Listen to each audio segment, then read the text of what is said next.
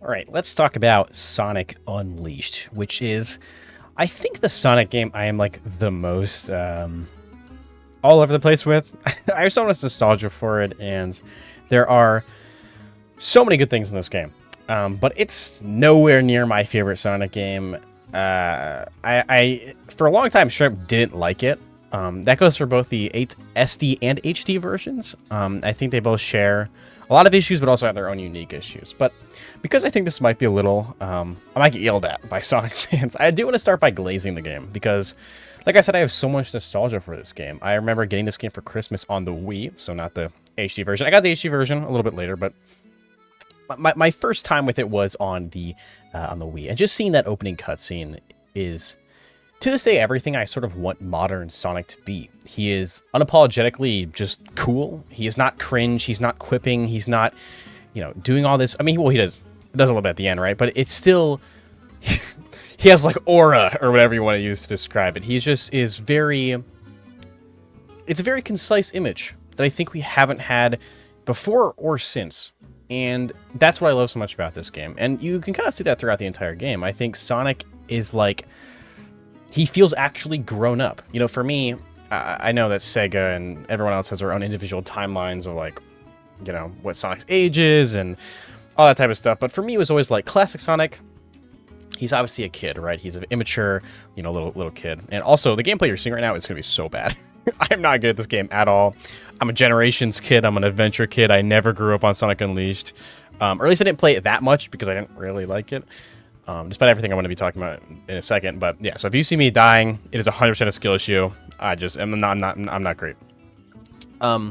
But yeah, so in the classic game, Sonic is like, he's a kid. He's immature, but he's still cool, and he has, he loves nature, and like in the Sonic Adventure thing, it says that he like hates oppression, and like he's building. And then in Adventure, he's much more of like a teen. He is, like he starts to talk, and he's making all these friends. And then I think with Unleashed, that's when he's like grown up, or at least like a young adult. And the same can be said about Frontiers. I think Frontiers, he's like a little bit older. And that is like my own little headcanon of Sonic's progression as a character. And to me, that's like the perfect progression. Because I think if you ignore everything in between Adventure 2 and this, I think that's a great progression. And that's what I like to imagine, at least in my head. Because, like I said earlier, if you just watch that opening cutscene, like that's why it's so revered to this day. Other than the obvious quality that it has, like it is so beautiful. Like it looks like a fucking Pixar movie, and we have not gotten anything like it. I know Frontiers has some decent CGI, but it's only for promotional. It's not even in the game. Dude, Frontiers with like Unleashed cutscenes. Oh my god, dude, those Titan fights. Oh, dude, don't even get me started thinking about that. I'm gonna start daydreaming. Obviously the quality is so amazing, but just the way Sonic is acting, like he's so confident, he knows what he's there to do, and that's what I've always loved about this game. And I think that has, despite me not loving this game, spoilers, I think that carries it a lot for me, and I'm sure for so many other people. And you can see that level of quality throughout the entire game. A lot of people say that Sonic has not looked better than this. I don't agree. I think Frontiers and now Shadow Generations are beautiful looking games. I think a lot of the atmosphere in Sonic Frontiers is amazing, right? Obviously, the game was made the development hell, and it didn't get all the loves it needed. So there are definitely some things that Unleashed does better than it, but I still think Frontiers is really good. But I think even the fact we're having this conversation about the quality, the graphics and stuff of this game, I think just goes to show how great it is. To the fact that a lot of people say that this is like a future game. It didn't start running well until it was backwards compatible on the Series S and X. And now, by the way, I forgot to mention this. I'm talking about this because it got ported to PC unofficially. They recompiled it. I believe what happened was they made it so it like transfers it like recompiles it into C, basically, so that your computer can just run it natively. You don't need Xenium or anything like that. And it is the Xbox 360 version. And that's what I'm playing here. That's why a lot of people are probably talking about it. And it has sort of seen this new life given to it. And I have been think about it a lot as I've been running through the game, and I'm just so conflicted on this game because, like everything I've said so far, this game has so much going for it. Holy shit, D. I fucking suck. This game has so much going for it. Like, it's beautiful.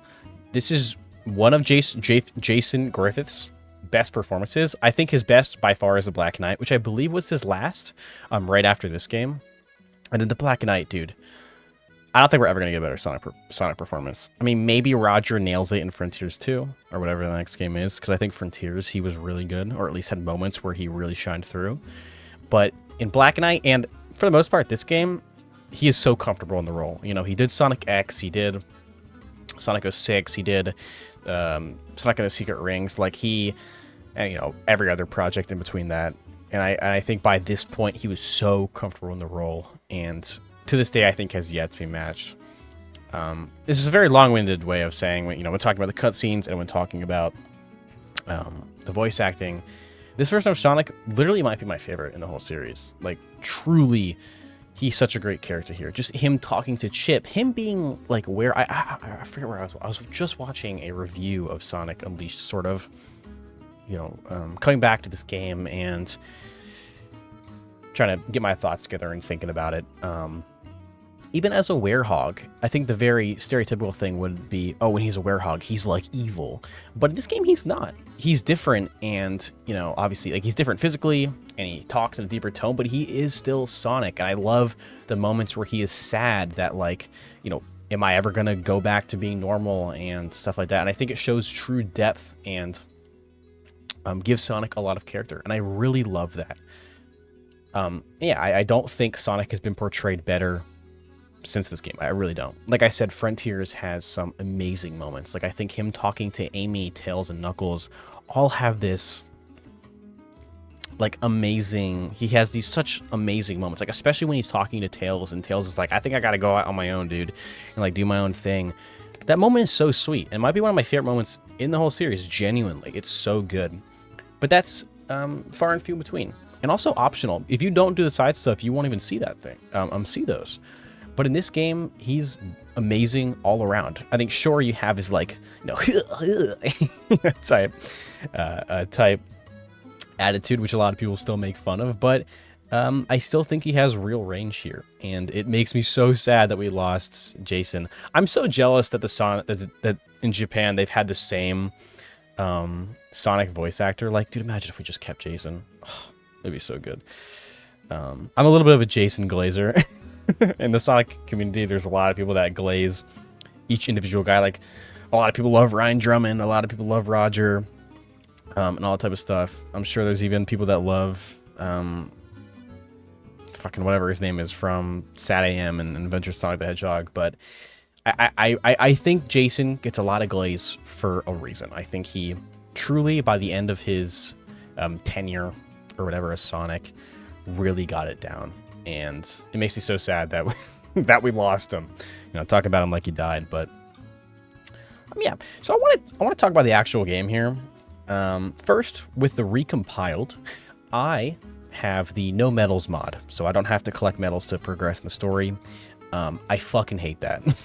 That is something that has long been talked about this game and how it is definitely annoying.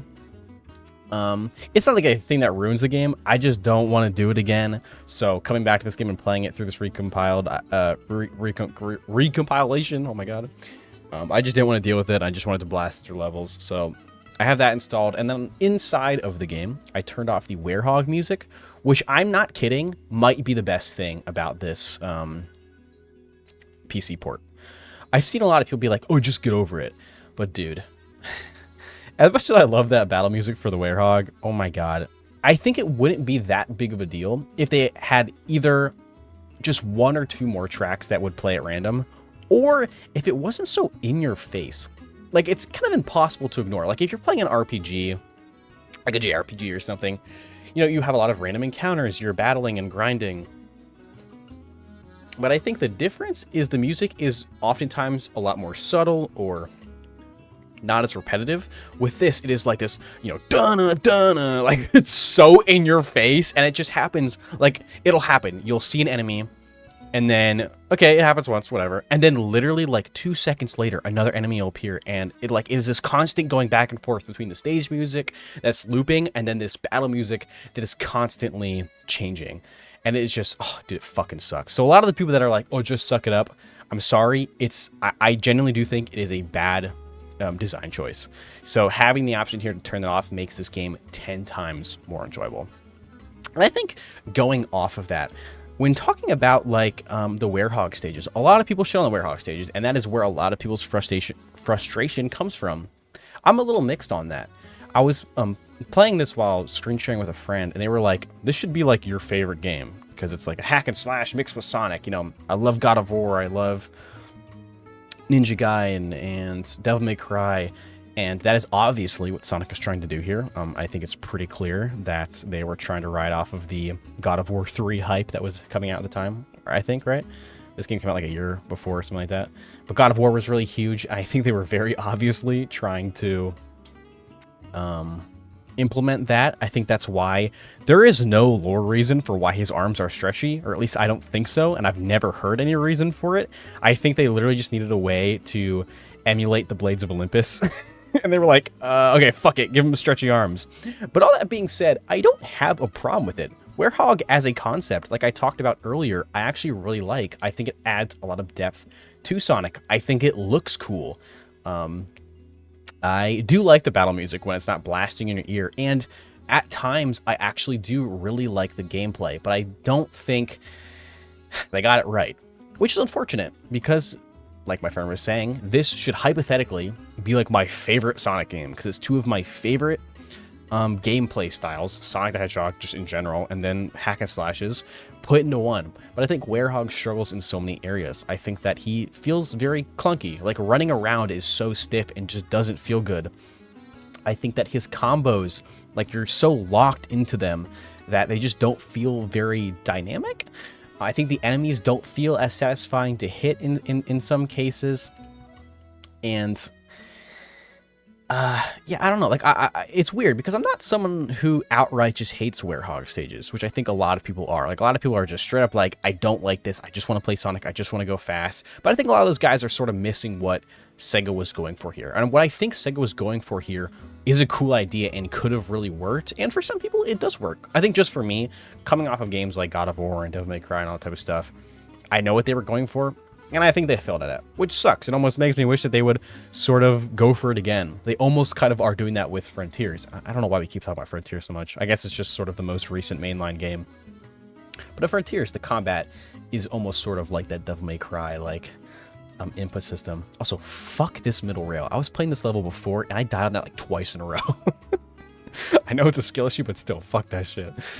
So yeah, I don't know, dude. I'm just so mixed on this game in general, and the Werehog is another symptom of that. I'm just like, it's so close. Like, it's like I love everything about it except actually playing it, and even then, I don't know.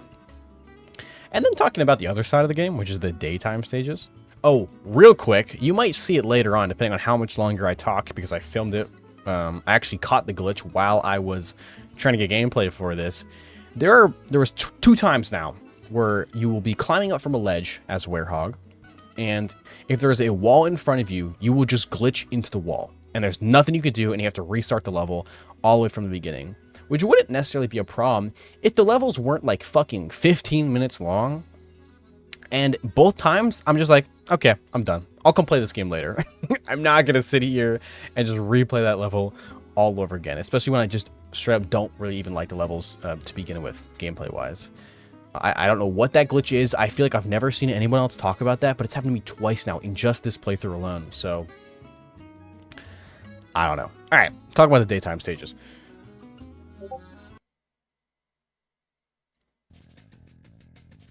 So the daytime stages are the highlight of the game. I think they're really good, though I don't love them. I think they're fun. I think they're a good time. But as time has progressed, and as I've played Sonic Generations and all that type of stuff over and over again, and especially as Shadow Generations has come out, I have begun to sour on them. I don't think they're bad by any means, but they have some pretty undeniable limitations. I think that as you play through more and more of these levels, you start to realize, yeah, they're just long hallways, and there are so many automated sections that once you see them for the 5th time, at least for me, they sort of lose their luster. Though, that being said, I still like them. I think that the spectacle, at least for me at this point, hasn't worn off yet, which says something. I think that gives to their credit. I think they are still so flashy and still make you feel so cool. But I think at least what we've seen so far with Shadow Generations, I think they have almost perfected it. I think there are still some things that Shadow Generations could get right. And even take some stuff from the other Boost games like Generations and Unleashed. But I think that Unleashed sort of has the worst of it. I know my... I'm so afraid people are going to like jump on me for that. But I do think that this was their first shot at it, and I think they perfected it in Generations. I know a lot of people will say the opposite, weirdly, but I think these are the weaker stages. I love Rooftop Run, obviously, and the when you were seeing earlier, like I guess the Chinese one. I forget what the Sonic Unleashed version of China is, which is what they were obviously going for. I like that one, but I think a lot of them are sort of just very corridor heavy. A lot of them are just very much so like almost like it almost feels like I'm doing a QTE over and over and over again. And I think that as I'm coming back to this after playing Shadow Generations, I'm just unfortunately not really feeling it, which I hate because dude, okay, I have been able to gaslight myself into liking a lot of Sonic games. Like I have almost got there with Sonic Adventure 2. One of my most hottest takes is I'm not the biggest fan of Adventure 2. I think that it has some amazing things about it, just like I've said with this game, but I think that like 70% of the game sucks dick. But like with Adventure 1, I think that Sonic in that game is maybe... I think this changes with Shadow Generations and Frontiers, but I think Sonic in that game feels the best to play out of any Sonic game. Which actually, going back to talking about the boost stages, I think a lot of people just see Sonic going super fast in Unleashed and automatically thinks that makes it better. And sure, the adrenaline that you get from that does feel really good, but at the same time, I think it's a huge limitation. I think that yes, while you technically are going slower in games like Shadow Generations, which I keep calling, I don't want to keep saying Sonic Cross Shadow Generations, so I'm just going to keep calling it Shadow Generations. But, you know, Shadow Generations and Sonic Adventure, yeah, you're slower, you're not going at the speed of sound or whatever, but I think that allows them to do much more. You can flesh out the levels and just make it feel overall much better. Obviously, something that's been said a million times is that once you slow down with modern Sonic and do, as you saw earlier, some of the more platformy sections, he feels like you're moving a truck, which is essentially what Sonic is in this game. He's like a car. Like drifting in this game just feels like drifting in a racing game. And I think that while yes, that's really cool and gives you a large adrenaline boost, I think it's super limiting, which I think we have seen, and which I am starting to see as I am, you know, replaying Generations for the millionth time and then coming back to this game and all that type of stuff. And I know it is unfair to, I mean, I don't know, maybe it's a little unfair to judge this game retrospectively, but at least for me, I have begun to sour even on the daytime stages. I do want to talk about a little bit more about the graphics. Like even here in the Werehog stages, I still think it looks really pretty. I love the world in this game. I think the NPCs fit more in line with the anthropomorphic characters. I still don't think... I don't know if I'll ever really get used to seeing Sonic characters next to humans, but I don't hate it. Sort of like I didn't hate it in Adventure or Adventure 2. I think they make it look a little bit better. I don't know how they would explain Sonic just chilling with humans and then there being no other. Like, sure, there are Amy and Tails, but like, no one's questioning there's just like a talking hedgehog here, which would mean it's normal, but then where are the other ones? You know what I mean? It's a little weird. And then how does this world, like, I don't know, there's only been like, theoretically, like 5 or so years between this and like the adventure and the classic stages and stuff, or games and stuff like that. So like, which they seem like completely separate universes at times. I don't know.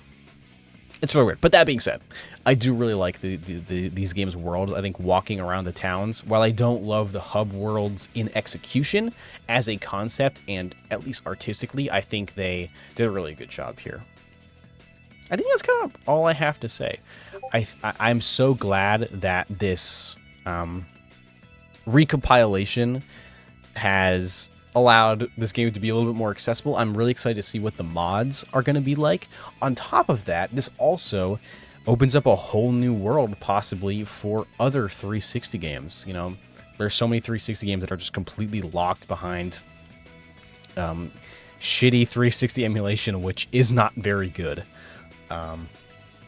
And obviously, native PC ports are always better. They make modding, at least I think, a whole lot easier. And yeah, technically, this recompilation is super cool. And unfortunately, it has got me thinking a lot about Sonic Unleashed again, and I'm just so mixed on it. Though I think coming back to it this time has allowed me to reflect on it and come to love it, I think, a little bit more. I think one day I'll get there to where I can play through the whole game and say, you know what, I had a good time. I'm not there yet, but maybe one day.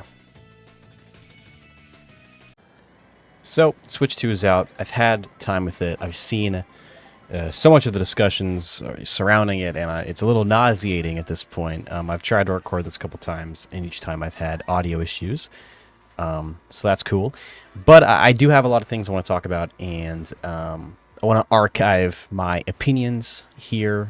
And we're going off the cuff, raw impressions. I've had a little bit over a day with it, and I want to talk about it because I do think my opinion is a little nuanced. It's not as extreme, but I do have concerns. I have worries and things that I want to talk about, and I want to address some of the arguments people make for or against, you know, the price or whatever it may be. And I'm going to talk about Mario Kart World at the end of the video, like what I actually think about the game. But a lot of this is going to be focused on the Switch 2 hardware and the price, because I think that is what a lot of people are talking about.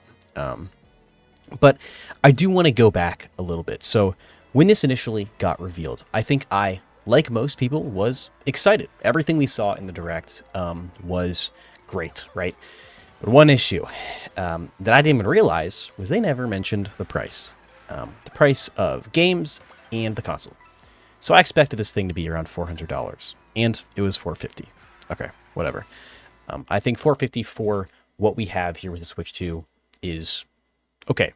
I would have loved $400. I think that's what it should be, but $450, especially with what it's competing with other handhelds, I think this is great. I think the screen looks great.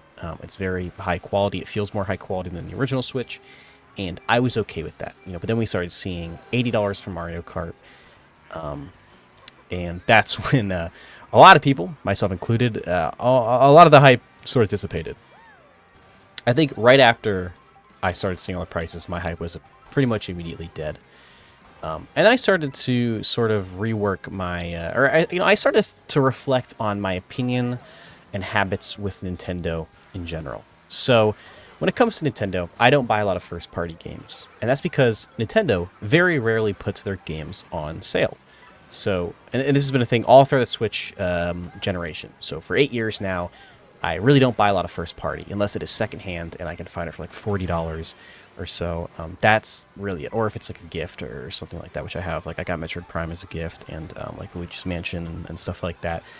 But generally, unless it's Zelda, Mario, or Smash Bros, that's kind of it.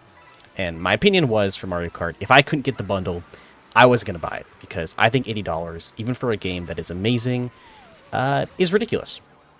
Right? For me, it's not about the game. It's not about the quality of the game, but rather the principle and the sort of standards that it sets and what it allows, what it makes permissible. So Mario Kart World, I don't think anyone was looking at Mario Kart World. I mean, a lot of people are saying this isn't worth $80. That's sort of hinting at my own opinion, which we'll talk about later. But, a lot of people would guess that, yeah, it's a Nintendo game. It's going to be decent quality. I'm sure I'm going to have a lot of fun with this, right? But the issue, and something I don't see a lot of people talking about, is the precedent, right? And not that people aren't talking about the precedent, but what it will look like. So later this year, I would bet real money that we're going to see Call of Duty for $80. We're going to see Ubisoft games start to be priced at 80. We're going to see EA games start to be priced at 80. We already see things like Borderlands being talked about being priced 80. So while, yes, a lot of people, maybe myself included, have their Marios, have their Mario Karts, their Smash Bros, their Zeldas, whatever franchise it might be that they are willing to pay top dollar for. The issue is that a lot of other companies are going to say, why can't we do that? All right, and then we're going to start seeing games that maybe you would have bought if they were 60 or 70. I can't believe I'm saying 70 like it's a good thing. But, now those games are going to be more expensive. And you see a lot of people say, well, you were already buying special editions, right? Those are going to go up too, right? So, and with that more expensive special edition, most of the time you were getting more content. Now the base game is going to be $80, and the special edition is going to be 90, 100, 110, 120, whatever, multiply whatever it was before by, whatever price range we're going up, right? So that's the issue. And I hate that argument, right? So many Nintendo fans and just people in general, and maybe I think a lot of them are trying to whelm their own feelings, right? Trying to settle their own worries about where this is going. But I am worried that this is going to make it permissible for a lot of companies to, be very anti-consumer.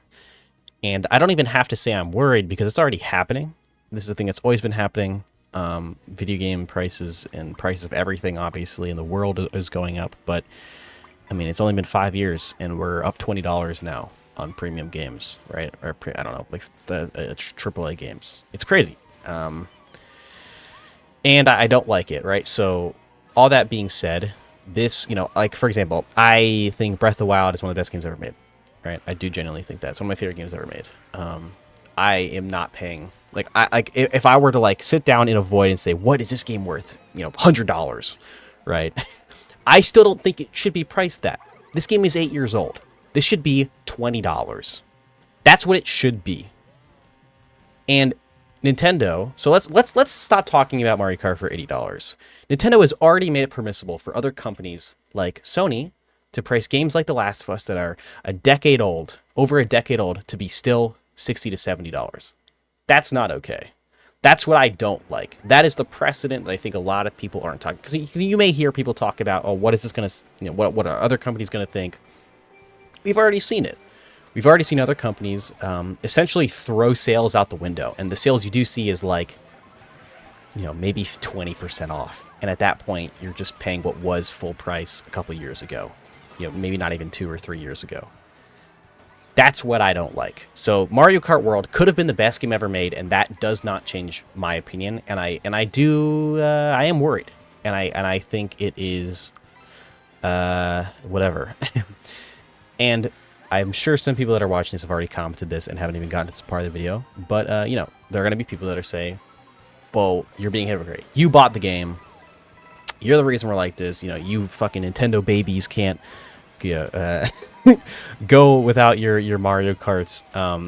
And I'm actually not being a hypocrite, and I'm kind of going to explain why. So I mentioned earlier, my own buying habits aren't changing. I've lived this reality that I think a lot of people are living for a while now, where they're saying, all right, well, I'm just going to skip out on these games. I've been doing that. I do not buy first-party Nintendo games pretty much ever. And I think $70 games in general, I kind of don't buy. I think I've bought in 3. 2 of them actually being recently with Monster Hunter and Doom. And that's because those are series that I really like. All right, those are some of my ones I'm able to be maybe a little bit of a sucker for. But there are games like Link's Awakening, right? I'm not paying $60 for it. I'm sorry. I'm not going to do that. There are so many other Nintendo games that are like that. And I'm going to continue to carry on the same practices that I've been doing. If I didn't get this bundle, right? If I didn't get the Switch Mario Kart bundle, I was not going to buy Mario Kart 8. And I don't know if I ever would. And I like Mario Kart. I have 200 hours on Mario Kart 8. So, I have no issue with the 450 of the console. And I don't even necessarily, I hate that I'm saying this, have an issue with 70. But I do have an issue with 80. And, like I said, there are maybe 3 game series that could pull that, price out of me, and it would still really feel like shit. And yeah, so I guess for me, my reality just isn't changing. This is what I've been doing. I don't like that prices are going this way, and I do urge people, I think vote with your wallet is a real thing. I think, unfortunately, I am on the side of people that are like, don't, buy, vote with your wallet. I am on the side of those people, but I think, unfortunately, a lot of people aren't on that side, and we're going to have to see what happens. I think this Switch is going to sell, I think Mario Kart 8 is going to sell like crazy at launch, but I think we're going to have to wait, maybe a year or two to sort of see where it levels out among the Switch 1 and how that, and how that did. Yeah, and I after the Switch 1 got revealed and everything like that, the way I sort of got hyped back up again, because at the end of the day, like I said, I've said it like 3 times at this point, I'm fine with it being $450. I think the Switch hardware, right? So my first impressions of having it for a little over a day at this point is I think it's nice. It's a good quality handheld. It's powerful. It's good. I've played Cyberpunk on it. I've played Yakuza 0 on it. I've played Fast Fusion. I've tried a couple games that got updates, and it runs everything great. It looks great. It's pretty much everything I wanted. And it's essentially going to be a third-party machine for me. It's going to be an RPG machine for me. Beforehand, a lot of RPGs I bought on the Switch. I would, and that's because like a lot of these games, right? You're doing 100-hour side quests, and it's nice to sort of be able to do those in bed or in the car, or maybe you're on break at work, or when you're waiting for class or whatever, right?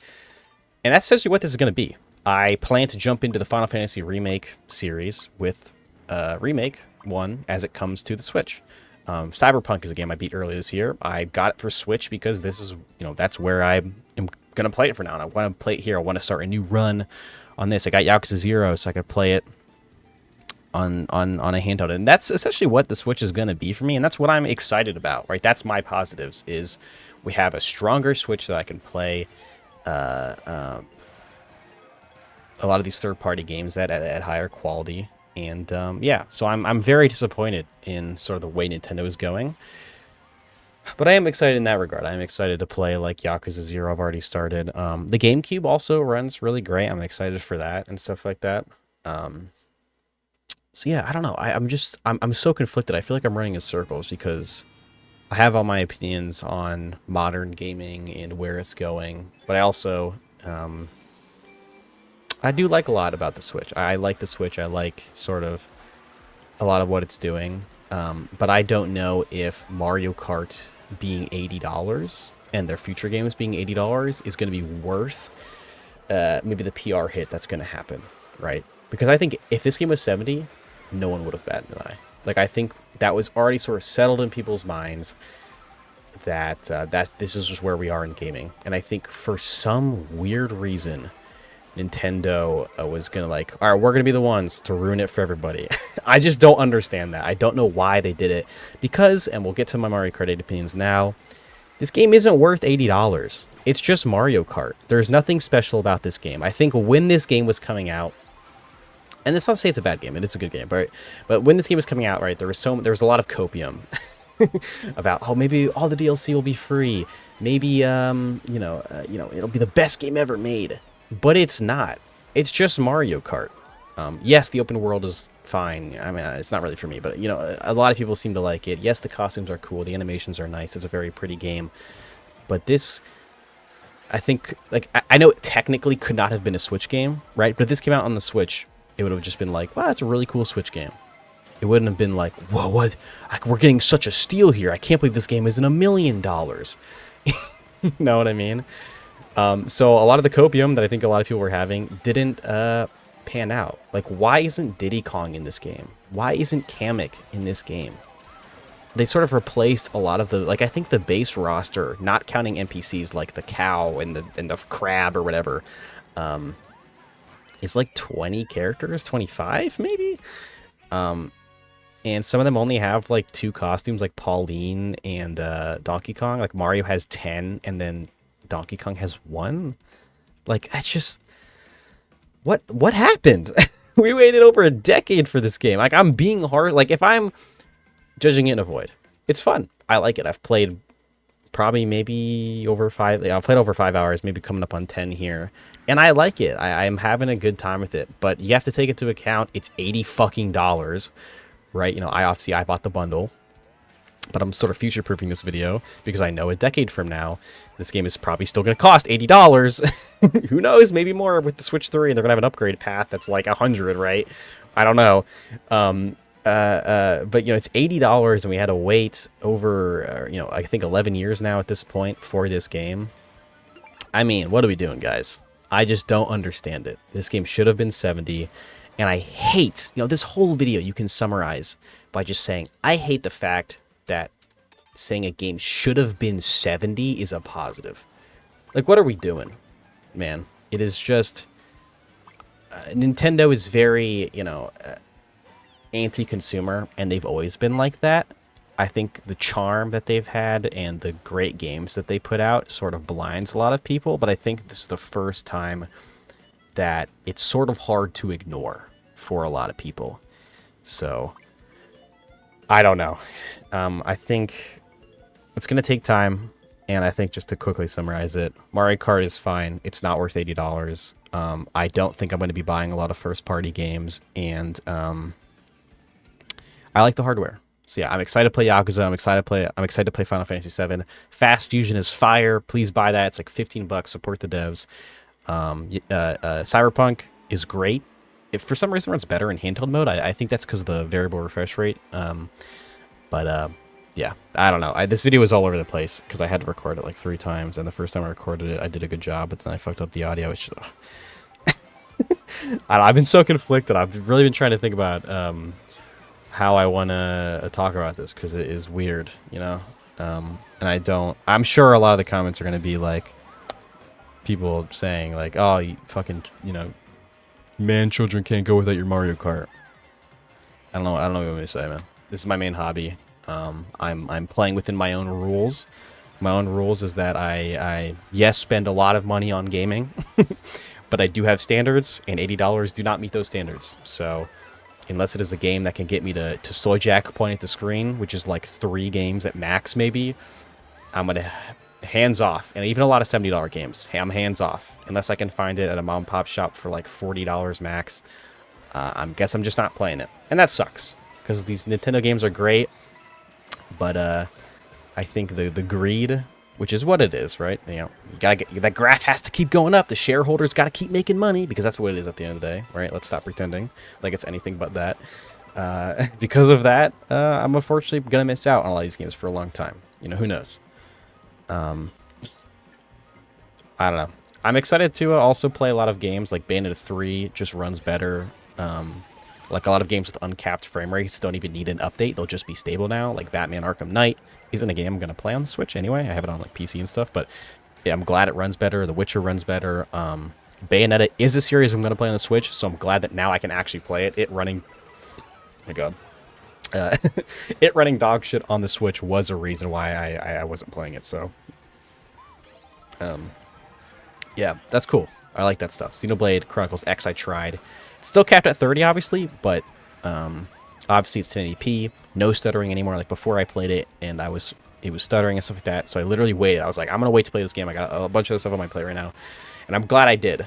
I think it'll probably get a patch for like 60 FPS because I think Xenoblade Chronicles 3 did. I think maybe I'm misremembering, but I think it will.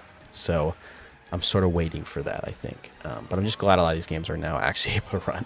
But yeah, okay, I'm done. I'm just going to keep running in circles here. All right, yeah, whatever. So I beat Claire Obscure pretty much like 2 weeks after it came out. And I just never really made a video on it. I think I was waiting to really collect my thoughts because I loved this game. And I think it's actually going to be why this is going to be a little shorter of a video, just because I don't really have a whole lot to say about it. Or rather, I would like to, if possible, make a like real video about it. Not that I think I will, but maybe in the future, or possibly a year-end video where I actually go over more in detail about the games I'm beating. This is what I do want to spend a lot of time on, because this is contender for my favorite RPG of all time. Now, if you know me, you know I don't really like RPGs. it wasn't until last year where I really sort of found my footing with beating, A Thousand Year Door and Final Fantasy 16, and really started getting into Yakuza, to where I have genuinely been able to find my footing. Obviously, now you see that I've beaten Ni no Kuni, and I'm working on Ni no Kuni 2 right now. I'm still working through Yakuza, and I played Claire Obscure. So I have really come around to this genre. And this was, I think, a really big part of that. I think that the way that this game handles combat with the parrying and a lot of the animations make turn-based combat, which I am not the biggest fan of. I am a zoomer in that way, where these sort of slower turn-based games, it's hard for me to really grasp onto it. I've gotten a lot better at it, but it is still something I struggle with. But the animations and the parrying make getting into it and feeling like I'm really there in the moment so satisfying. You're seeing a lot of animations on screen right now. It's just so cool. There's like the jumping thing and stuff like that. I think A Thousand Year Door had that as well. For me, now obviously I've only really played a couple RPGs, so I'm sure there's a much better comparison to make here, but it felt like the button prompts and reactiveness of A Thousand Year Door mixed with Persona 5, the style and stuff of Persona 5. That's what it felt like to me. And it was awesome. Obviously, there is also the story, which is so fucking good, dude. And there's really nothing I can say kind of without spoiling it. It has some of the best character acting and best voice acting in most games. I don't know if I want to say any game I've played, but it's really up there. There are multiple endings, and I have witnessed them both, or however many there are. Shit. Well, I mean, it's better. Essentially, there are two, which isn't really a spoiler, but they're both really good. And even just from the opening, I just felt so connected to, especially the two characters you see right now, Mael and Gustav, and a lot of the characters you get later on are just so interesting and so cool. And I think at the end of Act 2, I was like, what is going to happen? Even by the end of Act 1, there is something that happens in Act 1. I literally can't say anything without spoiling it. We're like, what? What the fuck? Like, what, whoa, like, what is happening? How are we even going to continue on with the story with what just happened? That is essentially the ending of every act. And, by Act 2, I was just completely like, all right, I'm going to really spend time. I'm going to explore this map. I'm going to try to do a lot of the side stuff. And, man, it is fucking hard, to the point where I skipped a lot of it. I do want to go back, especially now that I'm much more leveled up, and go through a lot of the stuff I missed. This is a game I will be replaying in the future. I already just know that. So when I do that, it'll probably be years from now, right? But when I go and do that, I'm definitely going to be trying to do a lot of the harder side bosses and mini bosses and stuff like that. And yeah, I really like this game. This is game of the year for me. I don't think anything other than maybe Donkey Kong, which is coming out literally tonight, could beat this for me. It is so fucking good. Even if you don't like RPGs traditionally, dude, you gotta check this out, man. This also had Ben Starr, which is one of my favorite video game actors, voice actors, whatever you want to call it. He's so good in everything. I really fell in love with him with Final Fantasy 16, like most people, and he's in this game. Not gonna say anything more, but he plays a big role, and I love him in it. There's like this relationship thing that you can do with a lot of the characters, which I thought was cool. And one thing I liked about this game, I think to close it off, is that, yeah, you can spend like 100 hours in this game, but if you're just doing the main story and, the optional side stuff that contributes to the main story, this is like a 40-hour game, maybe even less than that. I think I have total like 39 hours, and I love that. There isn't this bloat that you see in a lot of RPGs. I think I spent maybe like 5 hours grinding, just sort of like trying to level up myself just to make the end game a little easier. But you don't even really have to do that. If you get good at pairing, if you get good at min-maxing the stats and, all your abilities and stuff like that, you can just destroy enemies in this game with pure skill. And I love it, man. This game is amazing. This is maybe my favorite RPG of all time, not counting Yakuza, because that's like not really the same thing. You know what I mean? It's like an action sort of thing. You know, obviously the Yakuza series are my favorite. But I think the only thing that really contends with this is A Thousand Year Door, and I think it beats it personally. So I don't know. This is a game I'm going to come back to in a couple years or so. Maybe I'll even play it sooner than that. I don't know. And I think I'm going to fall in love with it all over again. This is amazing. This is my game of the year. The only thing I could see it being beat by is either Donkey Kong, which I don't think is going to be beat at the Game Awards by Donkey Kong, or Death Stranding, which I think is maybe the only game, at least as of right now, it has a real shot at beating it. This game is amazing. I think it's only $50, right? $50, which, gee, oh, dude, $50. It puts games like Mario Kart to shame, bro. Paying $80 for fucking garbage, respectfully. And then this comes out for $50, and it's like one of the best games ever. It's so good. Please check it out. All right, so about 2 days ago, I beat Ni no Kuni. Really weird game. It's not something I think I would really ever play, but I have been trying to get into RPGs more, expand my palette, because there are so many great games, and so many games that I do genuinely want to play, but I think my aversion to turn-based combat and longer style games has made me miss out on a lot of really great games. And Ni no Kuni was something I bought at a mom and pop shop on a whim. I was sort of just like, all right, let me find a random super anime looking RPG just to try. And this was one of the games I got, and I got this a long time ago, like months and months ago. It's been sitting on my shelf, and I just never got around to it. But for some reason, it's not for some reason, but I did start it, and I sort of want to talk about how I got here a little bit. So last year, obviously, I played all those games, and I have been building up my tolerance to longer games, to turn-based games, and I guess to just RPGs in general, right? Like I started playing Yakuza, I started playing, I beat Thousand Year Door, and most recently I beat Clair Obscur, and a couple other games, right? And I am building towards, I think, finally being able to understand turn-based JRPGs, because I am stupid. I just don't get it.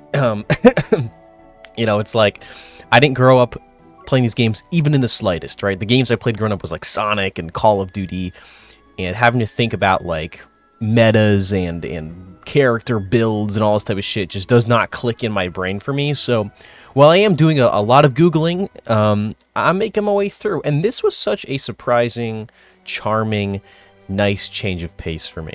I really liked it. Though it is one of those games that I think is a little hard to recommend, just because it's long, it's very grindy. But if you're a big fan of, Studio Ghibli and JRPG in general, I think this is a game that you kind of owe yourself to check out. I believe it's on sale right now on Steam and on the Switch. I played it on the Switch. The Switch is my preferred way to play RPGs, just because I can do a lot of the boring stuff in bed or while I'm waiting in the car, and not have to sit at my desk for 40 plus hours the whole time, which is how long it did take me to beat this game. I think it was just about 40 hours. I spent a lot of it grinding, a lot of it, building up my familiars, finding characters I liked. And I guess we could talk about that. This game is sort of Pokemon-esque in a way. It's sort of an amalgamation of things, not really doing any of them amazingly, but it's still a very nice, complete package. So you find, sort of like that guy right there, Mr. Drippy, the guy that I'm sort of following. He's not one of your familiars, but you essentially just find little creatures like that, you battle them, and you have a chance to then, I guess, tame them, and you can use them in battle, right? And there's a lot of really cool guys. I actually used the, I think it's Mighty, or Might, I sort of forget how you say it. It's the very first guy you unlock, and he's so cute. I'm gonna mute this while they're talking. But he's like so cute, just that I sort of put up with him not being very good, just because I wanted to use him. And I do think it does the whole Pokemon stuff pretty well. Sort of forgot where I was going with this, but yeah, I don't know. I think this was an important step for me in my journey of being a gamer.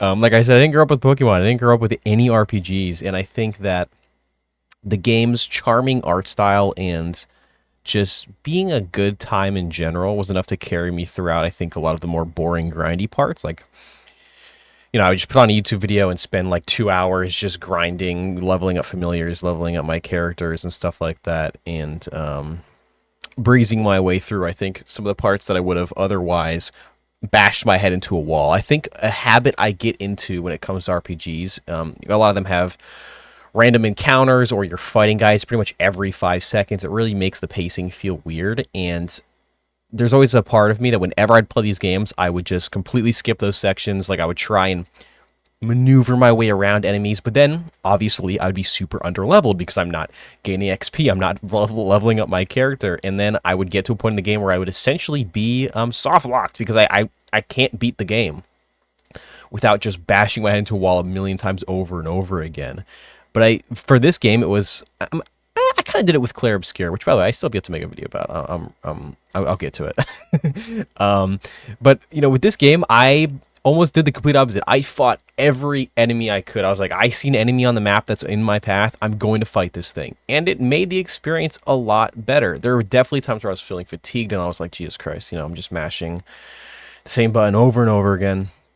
But it made it, the game flow, I think, a lot better. And even though my body was telling me, just skip this, just come on, let's get on with the story. We got to beat this game. I did try and pace myself, and I had a really good time. Speaking of the combat, it's pretty simple. It's pretty basic, even for a stupid guy like me. A lot of battles are essentially just, if you are higher level, you will beat them. Right? That's kind of what it is. You mash the attack button, use a couple special skills or abilities if an enemy is weak to it. Usually that's only really necessary during boss battles. But I think this game being easy and the Ghibli art style almost made it feel like a kid's game. And I didn't mind that. Like, it sort of just felt like I can sit down and I know I'm gonna have a good time. It's cozy. I can relax. And this is a game that I think I'll definitely see myself remembering fondly and coming back to in the future. This is sort of like a cult classic type game. The Ni no Kuni fandom is essentially non-existent. Also, you can see here the animated cutscenes. This is the big draw for a lot of it, and also that's the familiar I was talking about, Might. He's not very good, but I used him the whole game just because I thought he was so cute. But yeah, these 2D animated cutscenes look so nice. There are only a couple sections in the game. It's like, during major story beats, and even then, they're not always there. I assume the budget didn't allow them to animate essentially a full movie, but they're really charming when you do see them. But yeah, I can definitely, the Ni no Kuni fandom is essentially non-existent. I am currently playing through Ni no Kuni 2, which is an interesting experience. It's essentially just a completely different game. They're not connected, I don't think, in the slightest, other than just like following different story beats and stuff like that. But this is a game I'm going to remember fondly. I have it on my shelf. I love just looking at it. I love Studio Ghibli, and I'm glad that I am sort of on my way to, being more of an RPG gamer. I guess some gripes I have with it is traversing is very annoying before you get your fast travel ability. You can't sprint, and it's really weird. Like, you can upgrade your movement speed in like the overworld, whatever you call it, but it's like so minuscule. Like it doesn't even make the slightest difference. Just like having a run button would have made this game go up a whole point for me. Like, I think right now it's an 8. Genuinely, I really liked it. And if there was a run button, it would be like a 9. I'm not kidding. And I guess other than that, yeah, the turn-based battles were pretty simple, pretty basic, and I think over time I got fatigued. And yeah, this game, I played it on the Switch too, because it does run slightly better. It's still locked at 30 FPS. The resolution's pretty low, but it's smooth the whole way through. I'd recommend playing this game probably on like PS4 or PC, as it, I'm assuming, runs a lot better, looks a lot better on there. You can probably admire the art style a lot more. But yeah, I had a good time. I do plan on beating Ni no Kuni 2. I'm currently working my way through that. There's a ton of games I'm playing right now. This is like the year of the. I feel like last year I said that. I was like, last year was the year of the RPGs for me. But this year, I want to play Chrono Trigger. I want to play Final Fantasy 9 at like Nino Kuni. Obviously, I just beat. Like, there's so many. I've already played Clair Obscure. I'm playing through the Yakuza games. Like, there's just so many games I want to play. I want to play Xenoblade Chronicles and Xenoblade Chronicles X. We'll get there. These games are long, and whatever. I'm having a good time. I do recommend this game. It goes on sale for like $10 pretty frequently. I think it's literally on sale right now, and yeah, it's a good time.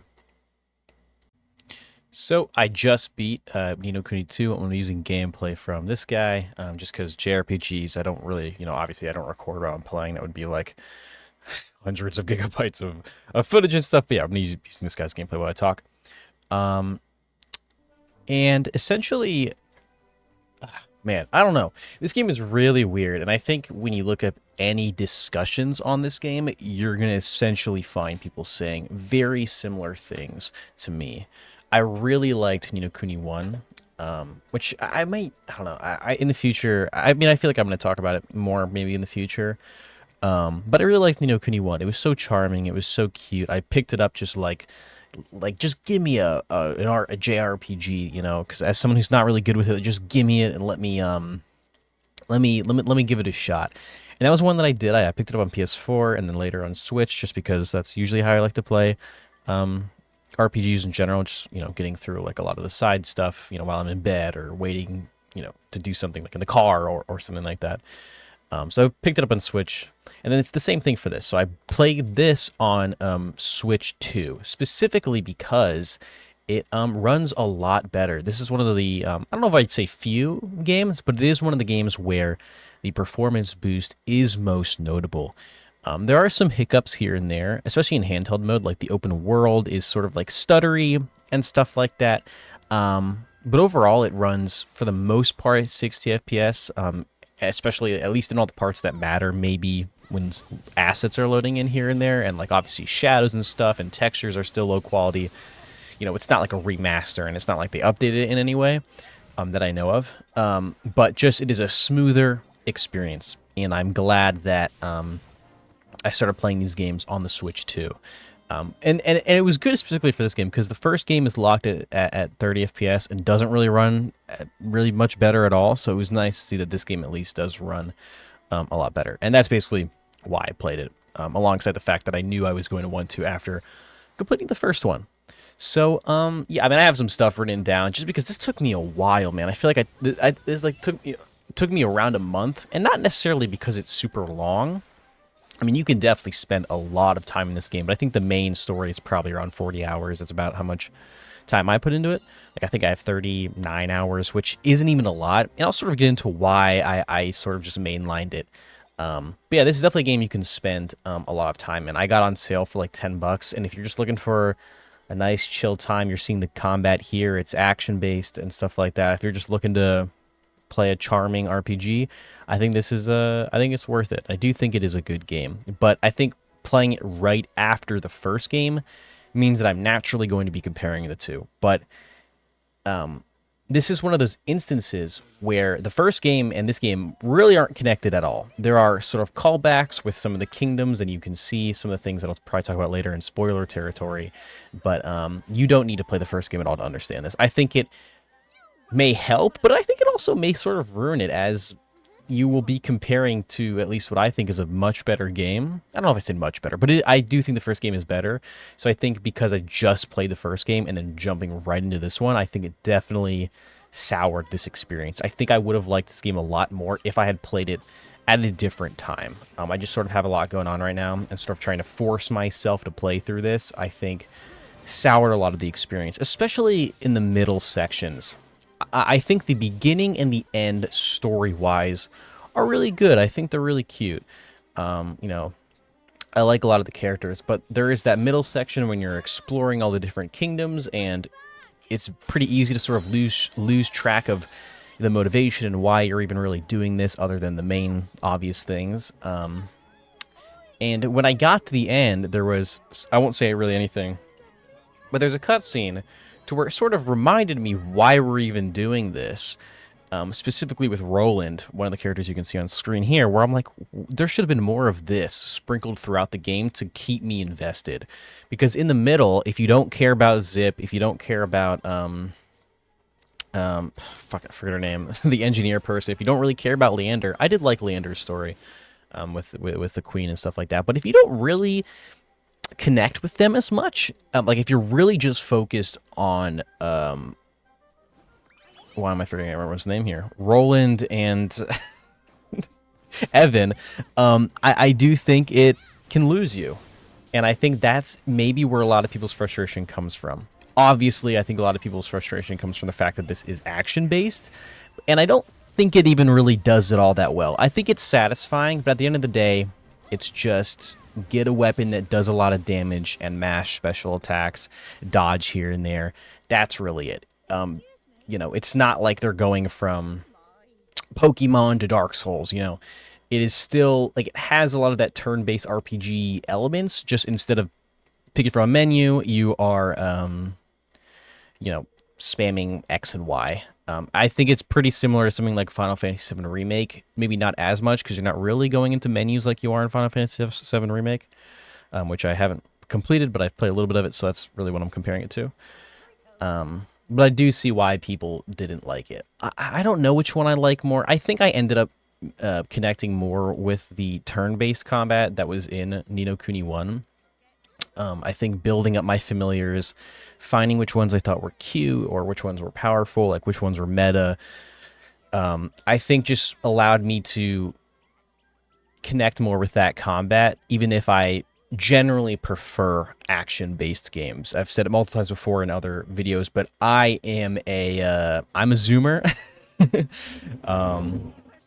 It's a loud ass car. I'm a zoomer. I didn't even, oh my god, I didn't even play Pokemon growing up, so I am very not into turn-based games. I'm trying. I'm getting much better at it, especially with, I mentioned, I think in my last video, with like Clair Obscur and Thousand Year Door, playing those two games, and even not turn-based games, but just other RPGs like Yakuza and Final Fantasy 16, have really opened my eyes to these games. So I'm getting into it, but I think it's just totally going to depend on which one you like more.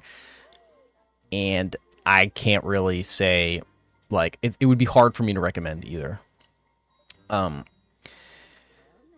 I feel like a lot of the time I was playing this, it was pretty negative, but I think that is sort of just because of what I was saying. And I'm going to start to get into spoiler territory. So to sort of end off the non-spoiler section, I think it's good. I think it's worth it, especially for like $10, which it goes on sale pretty often for that. You can spend a lot of time in this game. I saw people saying they were spending like 100 to 200 hours. I obviously only spent like about half of that. But like leveling up your kingdom is satisfying, and going and getting, like, I think a lot of the side quests weren't that interesting, but also I don't think they were in the first game either. I think it was a lot of the same thing, like, oh, collect these familiars for me, or get me this item or something like that. It's pretty much the same thing here. Obviously there are no familiars in this, which is another thing to talk about. But yeah, I think it's a good game. I think it's very clearly trying to do something different, which is why I think comparing it directly to the first game does it a disservice. So, on its own, I think it's a good game. But I do want to talk about some of the spoiler stuff here, because I think it's important. I think it is. I think a lot of people that are watching this, like people that at this point would be interested in watching a Ni no Kuni 2 video, probably have played the game. It's a pretty niche community, I feel like, especially with Ni no Kuni, like the weird mobile game kind of flopping, and I think they did like NFTs and stuff. I'm going to assume that this series is sort of dead in the water. I would like to see a Ni no Kuni 3 maybe combine the best of both games, but I don't think it's going to happen. But who knows? Maybe we can hope. So the first thing I think, at least narrative-wise, was, like I was saying with Roland, I think the motivations were only ever set in stone for me literally at the end of the game, when you see his flashback with his kid and there's that cool visual with like his eyes or whatever. There should have been something like that almost at the beginning of the game, and some more, like reflecting on how the fucking world just got nuked. Like, it's almost funny in the beginning how how he just gets like obliterated, and he just appears in this fantasy world which he knows nothing about, and he doesn't really seem to give a shit. Like, it's very weird. I did not appreciate him as a character literally until the end of the game. And maybe that's what they're going for. But when you're spending so much time in a game like this, I don't blame people for just saying, this game really isn't for me. And I think they probably would be able to retain a lot more players. Not that they aren't or anything like that. I'm just sort of assuming based on my own feelings and experiences. But like if I wasn't invested in this series and wanting to see this game to completion because I liked the first game so much, I would have probably dropped this game like 15 hours in, because when you're going to these new kingdoms and meeting people like Zip and Bracken, that's her name, I just remembered, and Leander and stuff like that, it can be easy to forget like why I'm doing this. And then the whole subplot with Roland maybe being a traitor and stuff like that, it all just felt very weird. And, you know, I don't know. I just really think the narrative and motivations should have been more set in stone, especially with Evan. Obviously, Evans is conveyed a lot more as he is like the main character. I think all the characters serve a purpose, so there isn't really like a main character, but Evan is essentially the main character. And even with him, like there are, so in the credits there are the beautiful water paint like art. I don't know if it's like concept art or not, but it's so beautiful. It's similar to the first game. I love it so much. I'm trying so hard right now to find like 4K scans of it to download, just because I love it so much. Like if there's an art book, there might be. I haven't even looked it up yet. I really do want to buy that because the artwork is just so beautiful.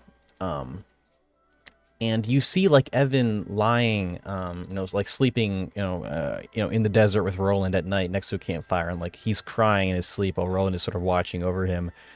Seeing stuff like that throughout the game, I literally think would have raised the game's rating for me like 1 or 2 points, like straight up. Like I think right now it's like a 7.5, which is good for me. I think it's like a 7.5, like maybe an 8, right? Especially if I were to have played at a better time. But it would have made it like a clear 8.5 for me if they really set in stone these motivations.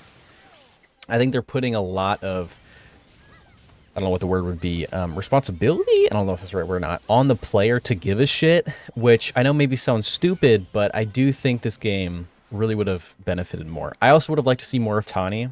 I know there are, because Tawny and Evan, like their relationship and just those two characters in general were my two favorite characters.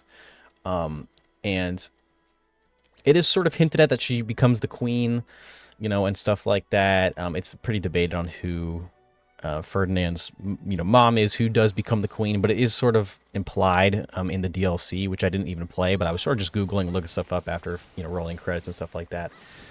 And it would have been nice to sort of see them. Like, I thought the whole making Evan propose or whatever was cute. Like, I would have liked to see more of that. And I think it ties back into what I was saying about Roland, where it's like, give me more here.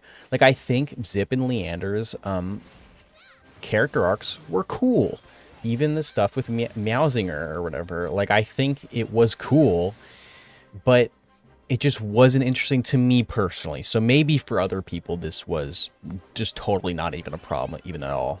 But I don't know. I just, I don't know. I really liked Tawny. It would have been nice to see more of her, I guess, is sort of what I'm getting at. And there are, like, a lot of people like, I've seen people on, like, Reddit and GameFAQs and stuff like that, sort of, because I was saying before, I was, like, Googling stuff and sort of just, like, looking at art and stuff like that. And I saw some people talking about how the story has, like, holes in that regard as to, like, oh, who's Evan's mom and who does become the queen. I wouldn't call those holes. I think you can make assumptions and sort of just think about it on your own. I don't necessarily think it's like game ruining for me. But I don't know, it would have been nice to see more of Tawny and Evan's relationship, maybe. Yeah, I didn't really care for the whole pirate. Like, I didn't care for Tawny's dad. I literally forget what his name is. I did like Bracken's, finding out that she had a missing leg and stuff like that. Zip's, like, I know he's supposed to be like a nerd with his like bowl cut. I feel like you could have made him like that still and made him look better. Like, he just looks so ugly. I know it's like so super like official or whatever, or like, oh, who gives a fuck? Like, it doesn't really impact the game at all. But I just didn't like his character design at all, and I thought that sort of heartfelt moment between him and Bracken would have been a lot better if he wasn't like this smarmy little nerd. which I know is literally the whole point of his character, but it's just something I was thinking about. And yeah, I think that's kind of it. I really do think my main things were the middle drags and Roland's motivations, and Roland as a character felt really shallow up until like the very end of the game. I also didn't really care for a lot of the kingdoms. Like a lot of the music is very whatever. Like there are some really nice, like especially in the sort of more calm, more emotional moments, there are a lot of really good tracks here. I really liked the Hydropolis. Is that what it's called? Like the ocean kingdom. I really liked that theme a lot. But like, you know, when you're grinding, because to build your kingdom, you're gonna have to idle. You're gonna have to grind and get you know, whatever the currency is, I forget what it's called, to level up your kingdom and stuff like that. And just hearing that on repeat in the background as I'm doing stuff, you know, it really gets draining. I think you can change the background music of your kingdom. I was like trying to, I couldn't really figure it out. Maybe you can. I know you can like play music at the one of the buildings that you build, like the concert area thing. But yeah, like I just didn't really care for a lot of the kingdoms. Hydropolis was maybe my favorite that you go to. I thought that I forget what it's called, but Zip's kingdom is like pretty cool looking. But I thought the puzzles were not like hard annoying, but just sort of annoying. Like I just don't really want to do this. I think I would have like I don't know. I think the kingdoms in the first game were pretty generic. Like grass kingdom, desert kingdom, tropical kingdom, ice kingdom. And while it is sort of the same thing here, I don't know, I sort of just like them more in the first game. Like the first one you go to, the one that's sort of like, you know, Chinese, I think, maybe. Is that what it's supposed to be based off of? With like the pug guy is the king. I forget what his name is. I hated the music in that, and that was one of the first kingdoms, so I was still sort of invested, and I was like doing all the side quests, and I spent a lot of time in that kingdom, and by the end I was literally muting my audio because I just didn't want to fucking hear that song. And same thing goes for like the battle theme. One of the issues I had with Ni no Kuni 1 was the battle theme, dude. Holy shit. Like there was only a couple fights where they played a different song, and it's like when you're spending 40 plus hours in a game like this, man, does it get just draining, dude. I don't know. But yeah, I think that's pretty much it. Oh, also, Lofty, your Kingmaker, it is just lesser Drippy. That's really all it is. I didn't really like Drippy, but I did like Drippy. I thought he was cute. I thought he was charming. I actually I wouldn't mind getting like a plush of him, for example. But Lofty, I didn't really care about. They have the same sort of voice. They serve the same sort of purpose, but he just didn't grab me. I don't really know why. I thought he was pretty boring. And I thought his design was just weird. Like, I don't know what it's supposed to be. Granted, I don't really know what Drippy's is supposed to be either, but... Oh my god. But, yeah. It just felt like they made Drippy again, but made him worse. That's sort of all it felt like. So, yeah, I guess overall, I feel like I talked a lot longer than I thought I was going to about this game. But, it's a good game. I did like it. I'm not disappointed. But I just think I probably should have waited to play it or played it maybe at a different time. Yeah, I would recommend it if you played Ni no Kuni 1. I imagine if you're watching this, you probably have already played this or whatever. So, yeah, it's like a 7.5, maybe 8 if I come back to it later and like it. So, yeah. So I beat Me and My Katamari, and, you know, I'm sort of going through like a little marathon right now for Katamari because there is a brand new one coming out, which we haven't had since 2011 on the PS Vita, which I also haven't played. So I want to go through and really play through the whole series. Obviously, I've played the first game and I've played We Love Katamari, but I have yet to play, you know, Me and My Katamari, Beautiful Katamari, and Katamari Forever. I might play the PS Vita one, but I hear it's like the weakest out of all of them. I don't have a PS Vita, so I'd have to emulate it. And even though, you know, when I'm emulating, I can't do like the touch controls and stuff, which I know aren't mandatory, but I don't know. For this, I did play it on both an emulator and my actual PSP.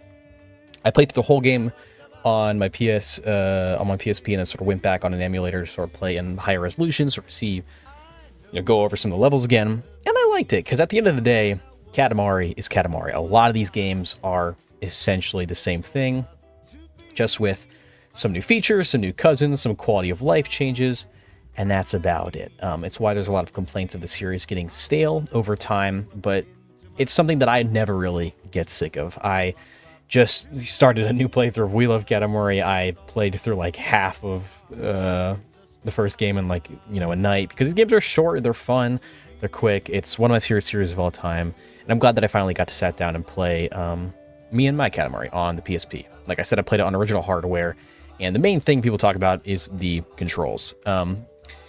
Yeah, the controls are very weird. At first, I just could not get a handle on it, but after a while, you sort of get used to it. There were definitely times where my thumbs would like be cramping up and hurting after doing one of like the longer like 10+ minute levels, and I would have to take a break. I would essentially pull it out, play a level, when I was waiting for something, waiting in the car, or whatever it may be, and then I would put it away. That was essentially how I beat the game, and it took me like about a week doing it that way. And I think playing it in that sort of fashion actually had a lot of fun. I feel like nowadays people are probably playing it, on an emulator, like you're seeing with this gameplay here. But playing it on real hardware, I think, really made me appreciate it more. Like, I'm still blown away by the fact that the PSP came out in like 2004 or 5 or whatever. Like, it still feels relatively modern. I think the biggest issue is the screen. But other than that, like I'm right now, I'm like sort of messing around with Ratchet and Clank, and I've in the past played through God of War and stuff like that. I'm like, dude, these look like PS2 games, and Katamari, and Me and My Katamari is no different. I think the main thing you'll notice is the pop-in, obviously, but even that is on the PS2, and even the reroll stuff on like my PC. So it really isn't that much different. Just like I said, there's the issue with the controls, but I think about halfway through finally sort of got a grasp on it, and it wasn't too bad. But like I said, there was that issue with my hands sort of cramping up, and also doing like the dash thing where you like spin up really quick and boost forward. That almost never gets comfortable. Having to like slide your fingers back and forth on the face buttons just doesn't work, especially with the PSP's, let's be honest, awful D-pad. It just doesn't really work out.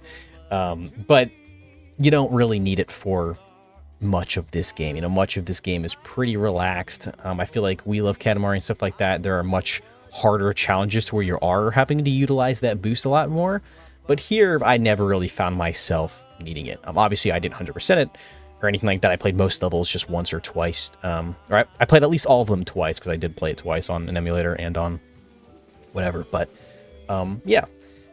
Essentially, it's a portable Katamari game. I'm sure, like I said, if you played through an emulator, if you've already played through Katamari Damacy, We Love Katamari, and the other games, and then are going back to this game will definitely feel a little lackluster. I think there's only like one map in the game, and it sort of just gets bigger and bigger as you play the game, so it can definitely get repetitive in that sense. But like I said, it's Katamari. You're rolling stuff up, you're having fun. I think my main complaint is that I don't think there's any new music for this game. I think it is all taken from Katamari Damacy and We Love Katamari. So some newer music would have been great. At least a couple themes, maybe. Maybe I think the intro song might be new, but I'm not sure. They played this game really safe because this was the first game without Takahashi, is that his name? The creator of the series. And yeah, I thought the credit scene was cool, where you sort of play this weird 8-bit style thing. Yeah, I plan on maybe even tonight starting Beautiful Katamari on the Xbox Series. So I really wish they would just port those games. That and Katamari Forever, I think, really deserve good ports, especially Katamari Forever. I feel like it's so unique with its art style and stuff like that. So my marathon with Katamari continues, and I'm glad I got through this game. I really love the PSP. I think it is like the perfect, just pocketable handheld. Maybe like the DS Lite I comes out, or maybe even like a normal 3DS when it comes to like form factor, or maybe slightly better. I've never tried like a PS Vita or something like that, but God, I love the PSP. I'm actually currently modding it. I'm waiting on the parts right now. I have like a new faceplate coming. I have a PS Vita thumbstick I'm gonna put on there. I'm gonna have a new screen, IPS and stuff like that. I'm like trying to learn how to solder and shit. So that's a little project that I'm going to be doing, but yeah, it's an alright Katamari game. I think Katamari games are, at their core, just pretty fun, and I think this game does that, and that's really all I could ask for.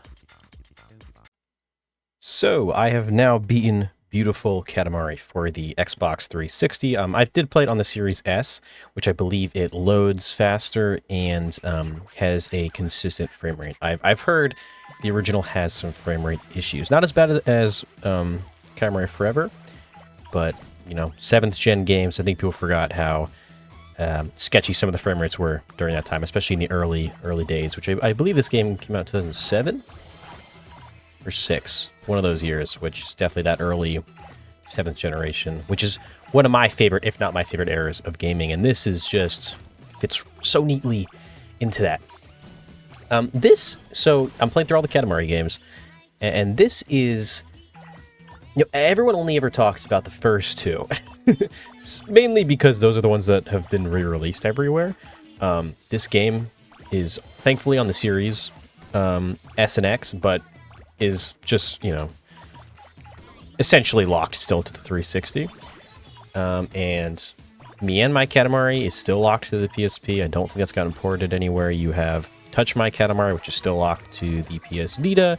I think, Katamari Forever is still locked to the PS3. I would love to see these games get ported. I know that this is definitely in that era where the series was getting a little fatiguing, but I think you could even do a collection. Like, you don't want to re-roll each game individually, especially because, as we'll get into, this game specifically is pretty short. I think you could almost make like a best of Katamari. I mean, that's essentially what Katamari Forever and even Touch My Katamari is. I feel like Beautiful Katamari is like the last wholly original game, and even then there's still a lot of reused things here. But anyways, talking about Beautiful Katamari, I am having a major hyperfixation with Katamari. It is one of my favorite franchises of all time. We love Katamari. It's one of my favorite games of all time. And in lieu of the new game, Once Upon a Katamari coming out, you know, the first new game since 2011 on the PS Vita, which most people probably didn't play, I'm so excited. I'm so in a mood for Katamari. And I want to sort of check out and explore the part of the franchise that a lot of people don't talk about. And, you know, when looking, sometimes I will look at other people's retrospectives or reviews and sort of seeing, like, what's the consensus online? What are people saying? And like I sort of mentioned earlier, this is in that era where a fatigue is setting in. A lot of these games are the same thing, especially with Touch My Katamari, Me and My Katamari, Katamari Forever, are sort of just like a collection of levels, you know? Or games like Me and My Katamari are essentially just one level that you play over and over again. And I have not played Katamari Forever or Touch My Katamari Forever yet. I'm literally probably going to start playing Katamari Forever as soon as I upload this video. But I'm someone where that fatigue hasn't settled in yet, I'll be honest. I'm still having a good time. I love the gameplay of Katamari in general, and while there are some slight differences, I like that it's kind of the same, you know? This game does feel a little more floaty. It doesn't feel as heavy, I want to say, as the other games in the series, but generally it feels pretty much the same. I would say there is a... I've played pretty much all these games on an Xbox controller. I know some people have an issue with doing like the dash move with the off-center sticks or whatever. I don't know how you say that, like the sticks not being parallel. I didn't really have an issue with that. This game is weird to me because it is sort of the last classic Katamari game, if that makes sense. Because Katamari Forever has this sort of weird cel-shaded look, and they, you know, for the reroll series, sort of, not entirely, but almost sort of have a newer art style. If you look at the Prince, for example, he's like skinnier and such. And while I don't hate that by any means, I do like how the princes in the older games are like more chubby and cuter. I like how they have those like squinted little eyes. Like, I don't know, I like that. So seeing that style in HD, you know, with this game is really cool. And I think at least in this era that we're in now, where reroll is how most people are experiencing the franchise, I think it sort of lets this game stand out a little bit. And I really liked it. I still think that, like, I've yet to play Katamari Forever, so I'm not sure how I feel about like that art style, for example. But I really do love how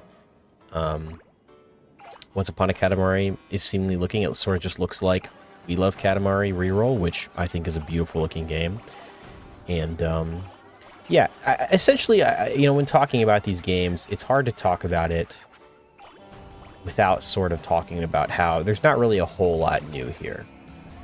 But I think for the time, I think this game launched like $40. It's kind of crazy, and there's only like 3 hours of content in this game. I think I beat it in around 4, maybe 5 hours, and I was playing levels multiple times, trying to get higher scores, trying to find all the presents and all the princes, and prince and cousins, and stuff like that. So that is like the only thing I'm like kind of disappointed on. I did, though, really like the levels. I think they have a lot of replayability. I think that all the levels are just packed with shit, and you can play them over and over again, finding new stuff. I think by the end of my playthrough, I had my collection at 80%. I had most of the cousins and stuff like that, but I could have easily spent another couple hours. I mean, I don't know, a couple hours, probably like 2 hours, probably, right? Trying to find everything else and stuff like that. But I had a good time. The levels are very nice. This might have some of my favorite level designs in the whole series. Obviously, I think We Love Katamari is still on top. I think those just have the best levels. They have the best gimmick stages and stuff like that.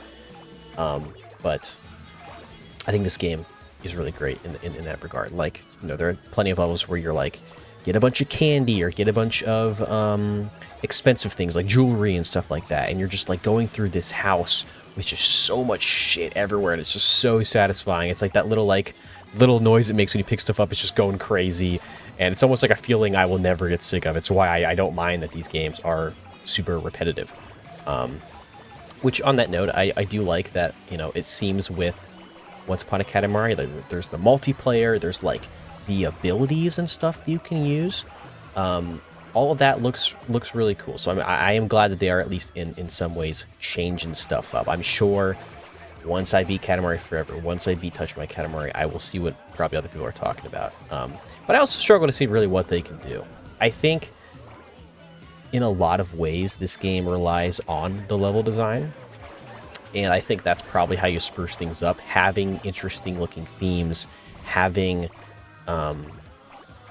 different gimmicks and stuff to pick up. Like, I think We Love Katamari is so loved because a lot of those gimmick stages, which I feel like in a lot of games I'm like skipping, in that game I love doing it.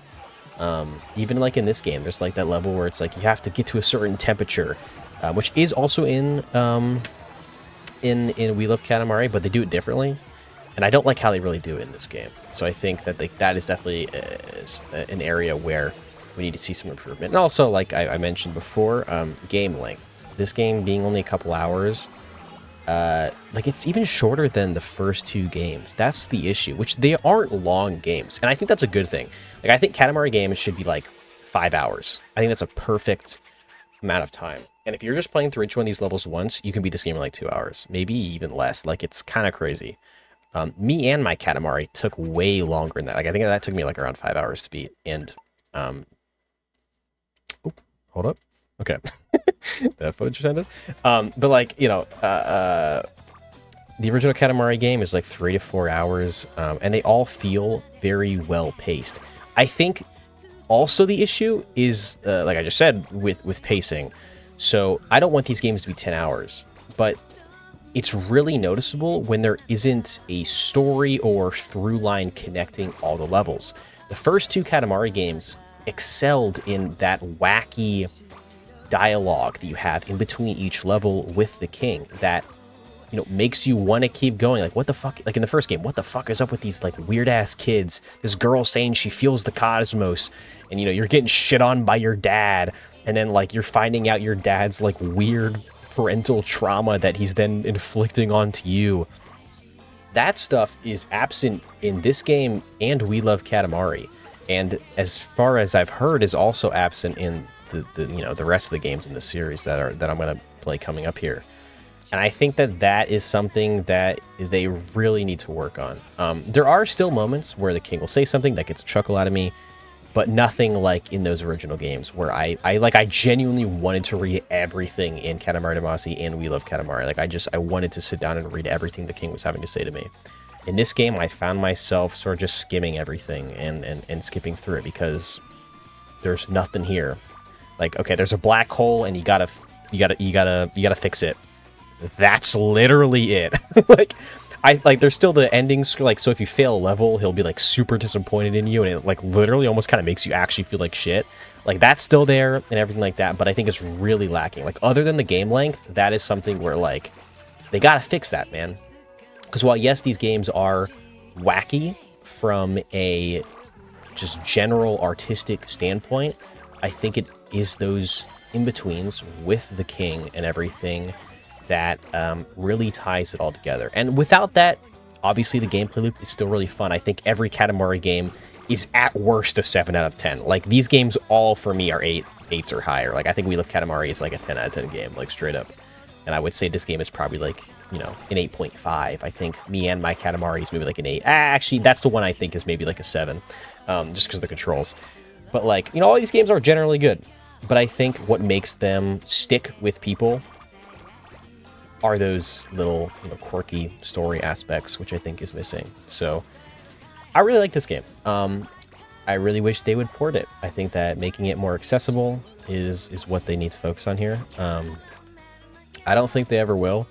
I think with this game specifically, like, there's two, or maybe it's just one, but I think maybe there's two levels where like the map is just filled with Xbox 360s. So porting that to new gen consoles, you know, would maybe be weird. I mean, I'm sure they could go in and change it, but maybe that's more work than they're willing to put in.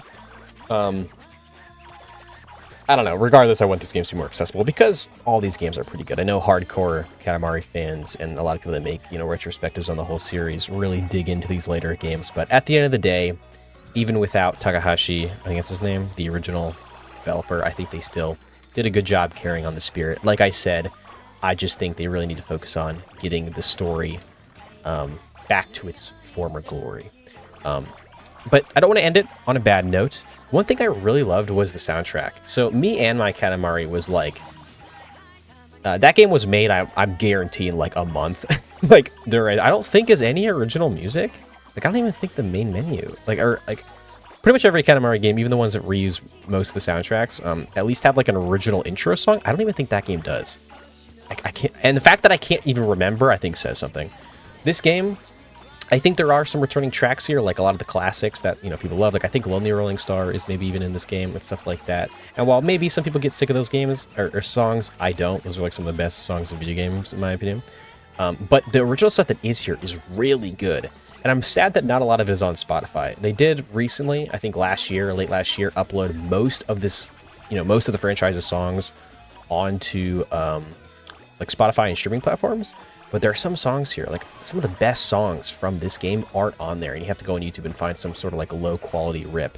But a lot of the songs in this game, like this game's soundtrack is I don't even know how to describe it. I'm not like a music guy, but a lot of this game's soundtrack is like slightly different than what we see in the rest of the series. I think each game, at least like the first 3, not counting Me and My Katamari. Like, I don't think Me and My Katamari is like a true sequel to We Love Katamari. I think that's what this game is. And like out of those 3 games, like they all sort of have a different vibe, and I really liked what this game, what this one is going for. I added a couple of them to the playlist on my main channel that you can actually go see, and stuff like that. So I really liked the soundtrack here. So yeah, I mean, other than that, it's a fucking Katamari game. Go figure. I'm really excited for Once Upon a Katamari comes out. I love this trend of $40, $50 video games. Like Mafia just came out and stuff like that, and we got some other stuff coming out later on, and I hope this continues that because I love Katamari, and I know the reroll games have done really well. They've done a very faithful job at bringing those games back and expanding them to a new audience, so I'm hopeful. This game is pretty good. If you have a Series S or a Series X and you like Katamari, I think it's worth a shot. I don't know if it ever goes on sale. I bought it for its normal price at like $20, which, like I said, for how short this game is a little disappointing, but it's alright. I think you should give it a shot. Katamari. I love Katamari. Obviously, I have earlier this year, when this game actually got announced, I was like, alright, I'm going to sit down, I'm going to finish all the Katamari games, because I love Katamari. I love, just like everybody else, I love the first 2, and I hadn't played the originals. or sorry, I hadn't played the ones that followed, like Beautiful Katamari and Me and My Katamari and Touch My Katamari and all that type of stuff. I still haven't played Touch My Katamari. I haven't played any of the mobile games, and I don't intend to. I don't have a PS Vita, and emulating PS Vita is annoying. And I also just the game doesn't do anything new, so I didn't really feel the need to, other than the art style and weird cutscenes, which I can easily go look up online. Wasn't really anything drawing me to it, and obviously the mobile games. I'm not paying for Apple Arcade and stuff like that. Hopefully those get ported though. That'd be great. But yes, I did play through all of the Katamari games, all of the main ones, leading up to this game because I'm excited. I want Katamari to be successful, so I bought this game twice. I have it on Switch, or slash Switch 2, and I have it on PS5. I beat it on PS5. I got it physically, and I have been sort of just picking it up, and playing it here and there on the Switch. So I'll touch on some of the Switch stuff, like performance, which is really the only consideration. But I love this game. I think I'm gonna have a prediction here.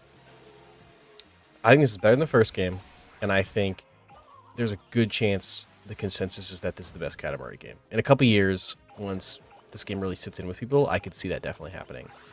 This game has the most varied environments, most levels, I think, for sure, right? Like, there are so many levels in this game. It took me like 18 hours to beat this game. Now, I was going for everything, which I still haven't done. Near the end, I was like, all right, I just want to reach credits. I have other games I want to move on to. I have gone back since, and I'm currently just, here and there, getting all the crowns in a level I missed or something, or trying to find all the cousins or something like that, because there are some cousins that are fucking really hidden. But yeah, there's just so much content in this game, and it's varied, and specifically, it's new. Now, there were a lot of reviews when this game, when the embargo lifted. I think this game is around like a 70 or something, which is, don't even get me started. This is one of those games that I feel like reviewers don't really understand. I'm not like a super anti-game journalist guy.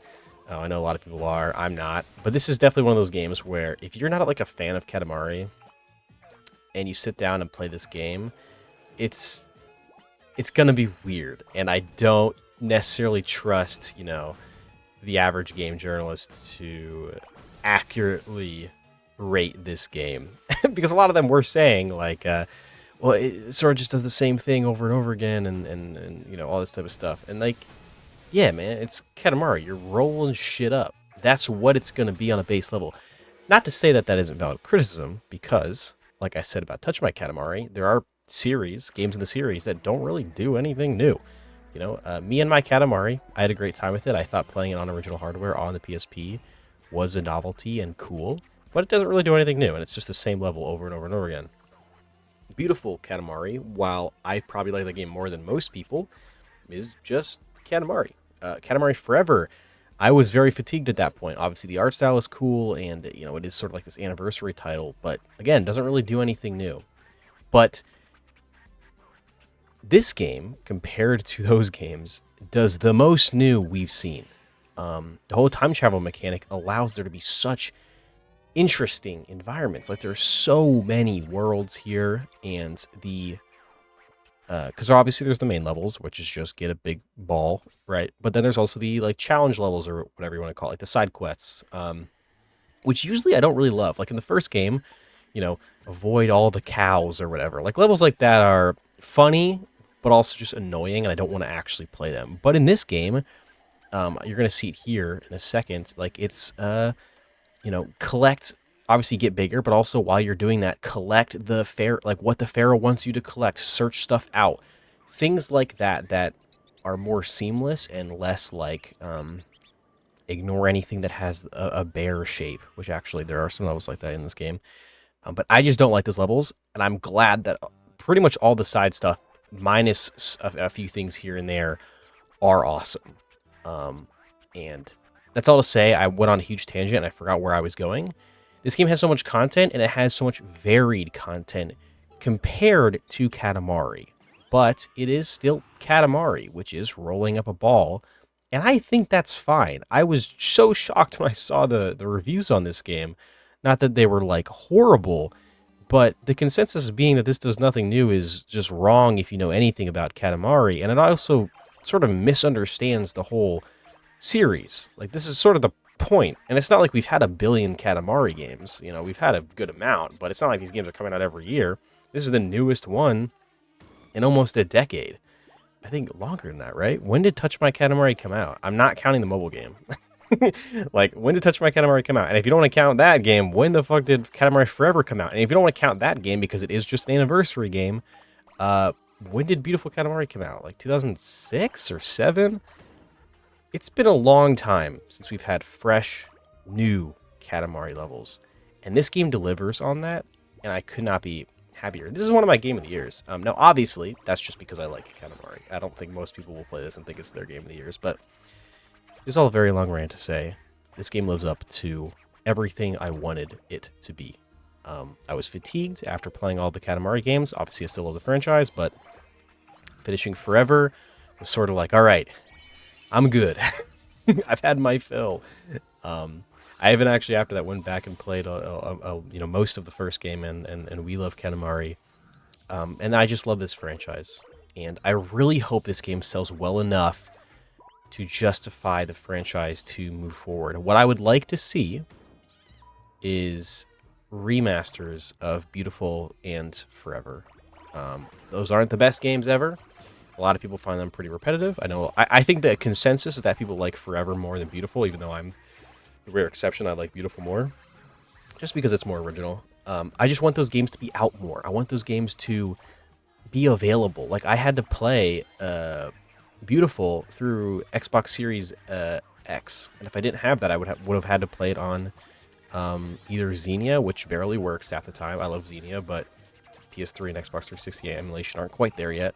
Or would have had to straight up plug in my 360 and play it. I actually do have it physically. I did end up getting all the games physically. And then obviously Forever, I ended up emulating Katamari Forever, but like the text was weird and there were some graphical glitches because, like I said, PS3 emulation and stuff like that just isn't quite there yet. I want these games to be more available.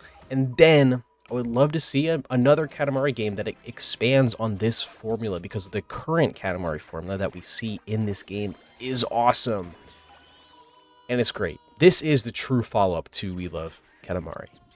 To me, this is Katamari 4. I think it goes, Katamari Damacy is Katamari 1, We Love is 2, Beautiful is 4, and then I don't count Forever because it's all just reused and Anniversary. I don't really count Touch My Katamari. I'm sorry. I don't really count Me and My Beautiful Katamari. Those are sort of side games to me. This is like the true follow-up, and I love it. I feel like I'm going on so many different tangents here, but this game is good, man. This game is fucking good. And going back to the reviews, like, there were people that, like, what I was saying earlier about people just not understanding Katamari. You see that with how the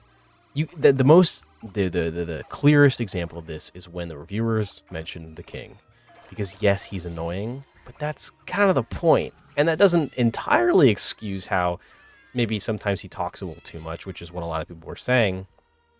That's kind of the whole point. He's an asshole. He's in your face. He never appreciates anything you do, except in this game. He's pretty forgiving in this game, weirdly.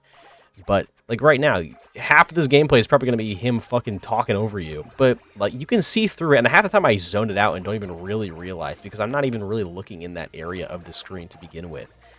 And I thought a lot of those criticisms just didn't really make a whole lot of sense, and were probably for people who just don't really understand Katamari. Now, I'm sure there are people that still want more from Katamari, but I don't know what that would look like. I haven't really watched a whole lot of reviews or a whole lot of retrospectives or anything like that, so I'm sure people have a lot of good ideas, but at least for me and what I see from this game, I think we're headed in a great direction. Now, going back really quick on the content, I love the cousins. I believe it's every cousin is in this game, I think. I sort of forget what is new and what isn't, but I haven't even collected all of them yet. There are so many. There's like 50 or maybe even more than that. The one I've been playing the most is Jungle, the one you see here. I love his little design. I forget his name, but it might like the mummy one. I collect the Pharaoh one in this level as well. there are just God, the cousins are my favorite part of Katamari. Obviously, I just love the cute little characters, and there are so many here that are awesome. The levels, like I mentioned before, I love the variation in them, and the story is weird. I definitely pretty early on was skipping text. It is better than before. In Beautiful Forever, Touch My, Me and My, in all those games, the story could not be there, and there would be zero difference. But in the first game and We Love, the story, not that okay. Let me change what I say. Not the story, the king specifically, and a lot of the characters. Just essentially how they interact, because there really isn't a story. It's, oh, the king destroyed the universe. All right, go roll it up and rebuild it. That's what it is. But the important part is it funny? Are the dialogue, like, are you, like, do you want to keep hearing the king yabber? And in this game, there was definitely a point where I was like, all right, I'm skipping some of this dialogue. But it makes up for it where each time you go to a new level, or like a new area, you have these like cute little, I don't know if I'd call them cutscenes, slideshows, little animations of the queen and the cousins sort of having these little shenanigans. There were multiple times where I was just sitting there with a smile on my face, maybe even laughing, just having a good time. And I think it makes up for it in that area. This is all to say, I love this game. I'm sort of just going in circles here. The music is great. I want them to fucking release it, please. You can find it on YouTube. I have some of them in one of my playlists. But I love this game. Music is great. I think this will be... I hope it just sells well. Man, that's all I really want to ask for. I hope it at least sells enough to where they don't shelve this forever. I don't think they will. I think Katamari's in a pretty good spot. I think the remakes sold well enough, obviously, since we got this game. I'm sure they sold well enough, and I just hope that this game doesn't fly totally under the radar. There's been a lot of great games this year, especially around the time this came out in October, like Ninja Gaiden and stuff like that. So I'm sure it probably will go under the radar, but I'm just hoping Namco... I don't want to see a Klonoa situation, which I don't think we will, but those remakes did not sell well.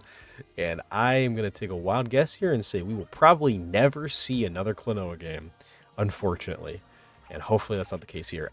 I recommend this game to people, even if you don't like Katamari.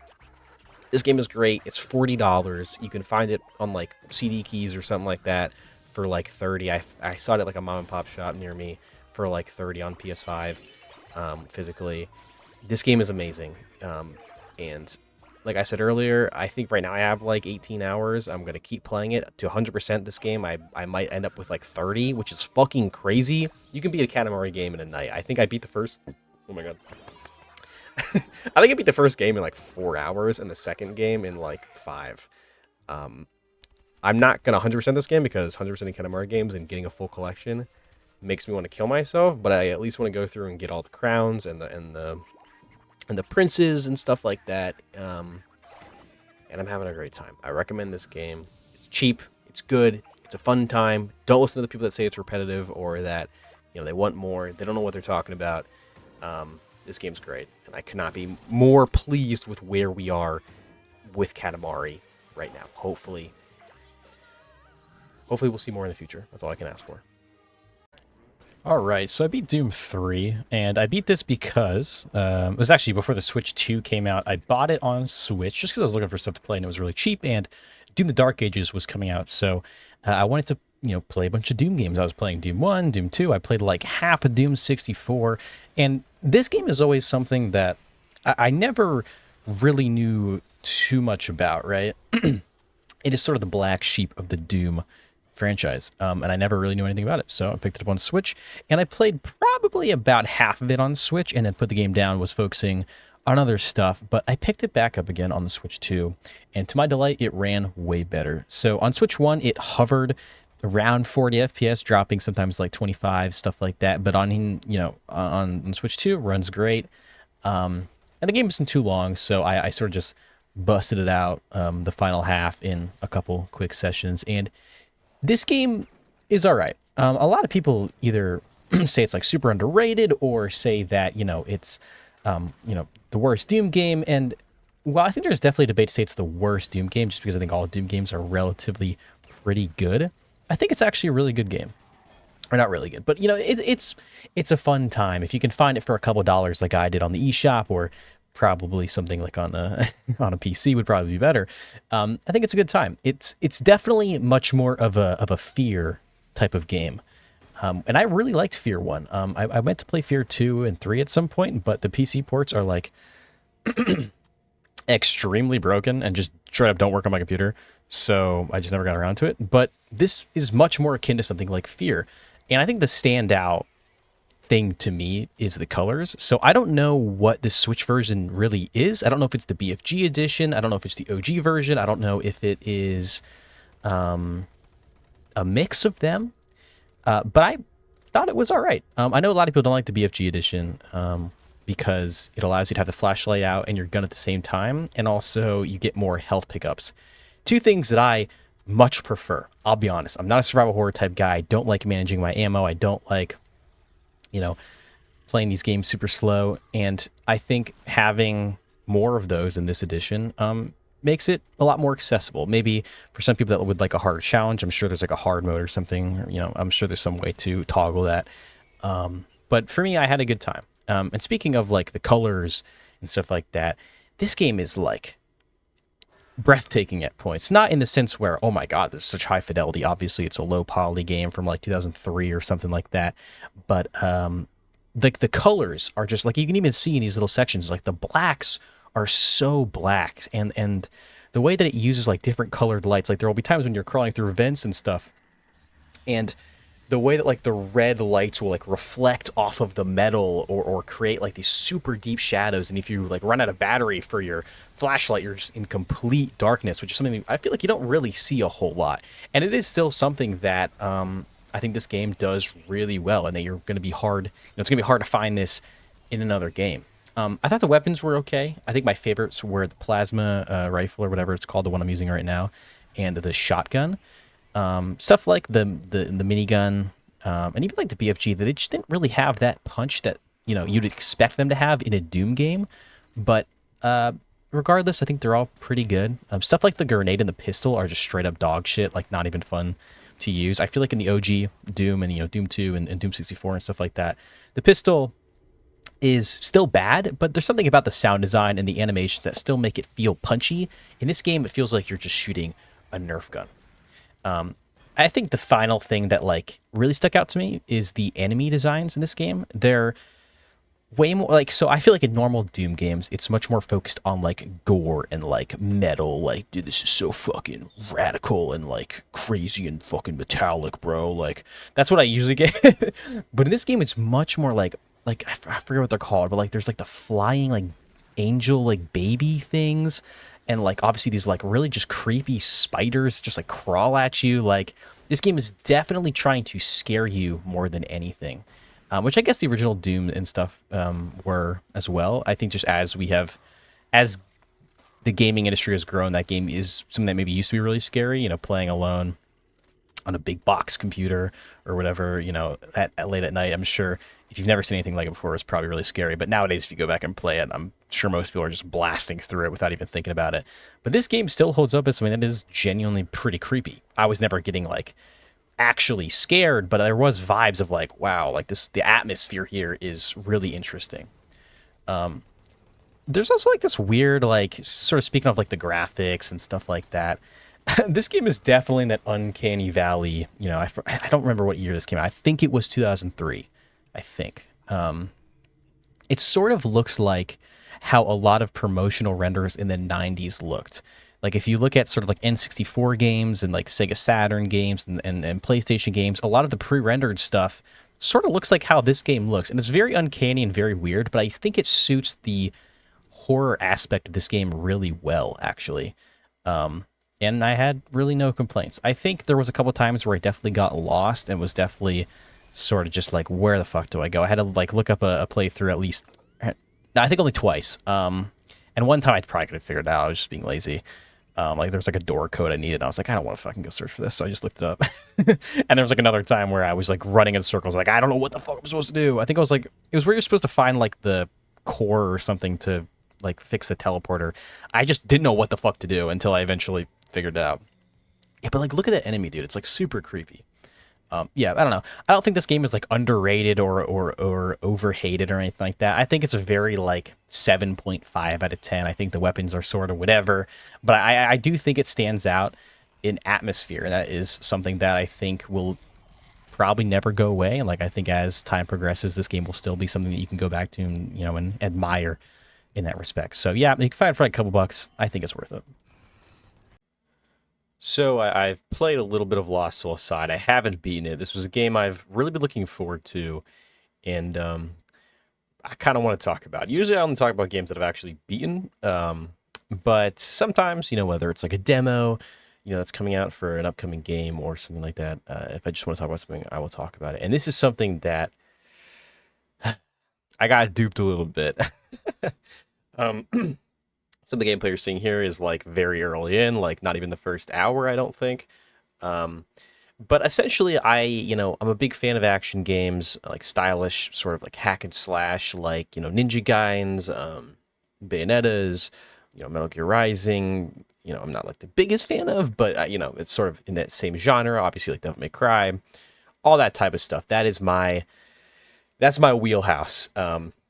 I like to think I'm okay at them. I'm pretty good at them, and I just like the combat and stuff like that. And when it comes to this game, I saw it got revealed, and it does very much so look like a little bit of an uninspired Final Fantasy, Korean MMO looking like game. But in the trailers, the combat looked really good and it looked flashy. It had cool environments, so I was really looking forward to it. And on top of that, it was like $60, which is still full priced. I'm aware. But, in this economy, that's how I rationalized it. I was like, it's $60, it looks good. And I think I should have played the demo. I probably should have watched some trailers before picking it up, because this game, I can't believe this has been in development for almost 10 years. I know I don't know the scope of the actual team. I know it was started by one guy, and I believe now that there is like a full team behind it. What that entails, not really sure. I know it doesn't have the scope and budget of a mainline Sony game, but this is something that Sony was backing as part of their Project China, or is that what it's called? I know they have stuff like Korea and I think even India and stuff like that, like propping up creators from different regions to try and get stuff going. And I think that's a really cool initiative. So I wanted to support that, and this game has a lot of issues. So most of what you're seeing here is going to be just quick combat. Obviously, I suck because I just started playing the game. But the first thing that I realized is just the general quality of the game. It does not match what it's very clearly trying to do. So it has this sort of Final Fantasy 16, Final Fantasy 7 remake aesthetic to it. It's trying to go for that high fidelity look, but the animations and voice acting and essentially everything else does not match that. The characters are like, obviously I'm not a game dev, so I'm not using the correct terms here probably, but like the rigging on the characters is very weird. Hands are always hovering, like a character will raise his arm and his like elbow or his shoulder won't animate with it. The face acting and lip syncing is very unnatural and very weird looking, and that usually would not be a problem, but because this game is trying to go for that very high quality, like I said, Final Fantasy look to it, it's very noticeable when the other aspects of the game don't match that. And it's like, you're going to see some cutscenes here, like just the way his arms are sort of dangling, the camera angles are just like nauseating. Like their fingers never bend unless they really need to. Like, I don't know. I know that's like very nitpicky, but that's also compounded by the fact that the story itself just sucks. So you have this overall presentation that is really lackluster. And I think that's what a lot of people are going to notice. Now, this game is very clearly focused on the combat, and it's okay. It's fun. You can get through kind of almost anything just by mashing and dodging. But coming from even something like Final Fantasy 16, which was relatively like vapid and very easy. That's my main complaint with the game. I'm someone who actually really likes Final Fantasy 16. But it is so fucking easy. Like I wish Final Fantasy mode and the new game plus style things were available from the start. Like that would make that game go up like a whole point for me straight up. Um, and here it's sort of a similar thing where they sort of just throw a bunch of stuff at you. You can sort of just mash the same combos over and over again. At least from what I've played so far, which is at like 3 or 4 hours. And there really isn't going to be too much of a challenge here. Now, obviously, I'm sure it gets harder, but it doesn't seem like there was a clear focus here. There's also, going back to animations, a lot of there's just a lot of shit going on. Like there's so many particles, all over the place with every move that it can be very easy to lose track of what's going on, especially when you're fighting, 5, 6, however many guys at once. Weird things like just turning around. Sometimes your character will like glitch and clip back and forth just by trying to turn the character around. When you're running, there's this weird, like it jolts the camera back and forth. It is just so unpolished. And I think that is mainly due to a lack of resources. So I don't want to be like hard on the developers in that sense. But I think if that was the case, and obviously I don't know what goes into all this, and maybe this is something that wasn't even possible, but like I think an art style change could have really helped with this, because this is very clearly trying to be Final Fantasy VII Remake, trying to be Final Fantasy 15. And they just don't have the resources for that. So maybe if this game was like cartoony or something, that would not be noticeable. Something that would be noticeable no matter what, though, is the voice acting. This is maybe some of the worst voice acting I've ever heard in my life. You can't hear the audio right now because I accidentally messed up and recorded stuff over this. But I had it on Japanese voice acting because that was like just the most tolerable. There's English, Japanese, and Chinese. I think it's Chinese. And the English in Chinese just does not sound good at all. I'm sure the Japanese probably also sounds bad if you speak Japanese. Obviously, I don't. But yeah, it is just bad, man.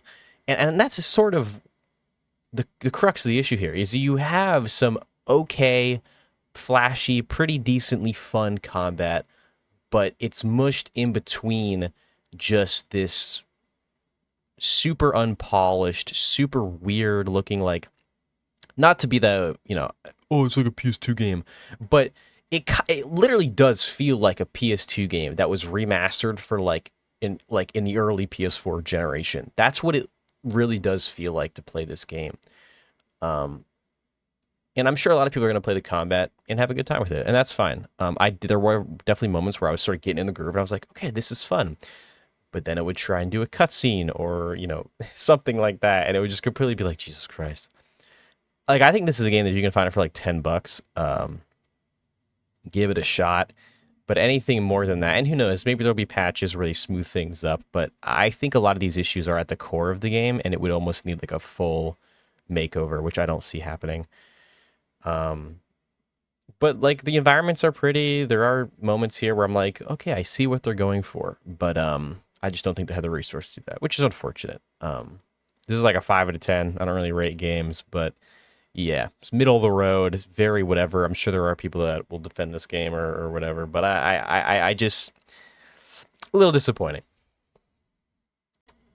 Real quick, before I start talking about my thoughts about Donkey Kong, there's going to be some minor spoilers. I just show some power-ups and some late-game costumes and stuff like that, but I'm just exploring the first area you go to, so nothing that crazy, but I thought it is still something I should say. But I want to talk about this game. So I was really excited for this game. I'm like a relatively big Donkey Kong fan, I would say. I grew up playing the Donkey Kong Country games, getting my ass kicked. I was a big fan of Tropical Freeze in the early life of the Switch, when that came out. Shouldn't have been $60, but whatever. Great game. I think there's an argument to be had. It's one of the best 2D platformers of all time. So I'm a big DK fan, and this is sort of the first real Donkey Kong game we've had in over a decade, and if you want to make the argument, since the 90s, you know what I mean? Because Tropical Freeze and Donkey Kong Country Returns are amazing, but they're not on the same level of as that 3D Mario and that 3D Zelda and, you know, these other franchises that Nintendo obviously prioritizes a lot more than Donkey Kong. It sort of felt like Donkey Kong was put to the wayside a little bit and in some cases relegated to like a side character for Mario and stuff like that. But this is the first time where we're really getting a full fleshed out adventure just about DK. And it's really good, dude. I mean, I love Mario Odyssey. I love Banjo-Kazooie. I love collectathons. It is just, you know, obviously I loved Astrobot. 3D platformers are my bread and butter. They're really what I'm into. Maybe my favorite video game genre. I'm not entirely sure, but they're definitely up there. And this game filled that void just like Astrobot did last year. And I couldn't be more happy that we finally have a real DK game. And I want to start off talking about sort of the vibes of this game. So this game is really pretty. Definitely is taking advantage of the Switch 2. If you sort of keep up with like internet news and stuff like that, you'll see that they talked about how this game was originally a Switch 1 game. And there definitely are times when you can see that. Like there are things that are low poly or maybe aren't as detailed as they would otherwise be if they were strictly designing this game from the newer hardware. But I don't think that takes away from the overall experience. I think the game is still very pretty. You see in this level right here, it's very vibrant. It's so colorful.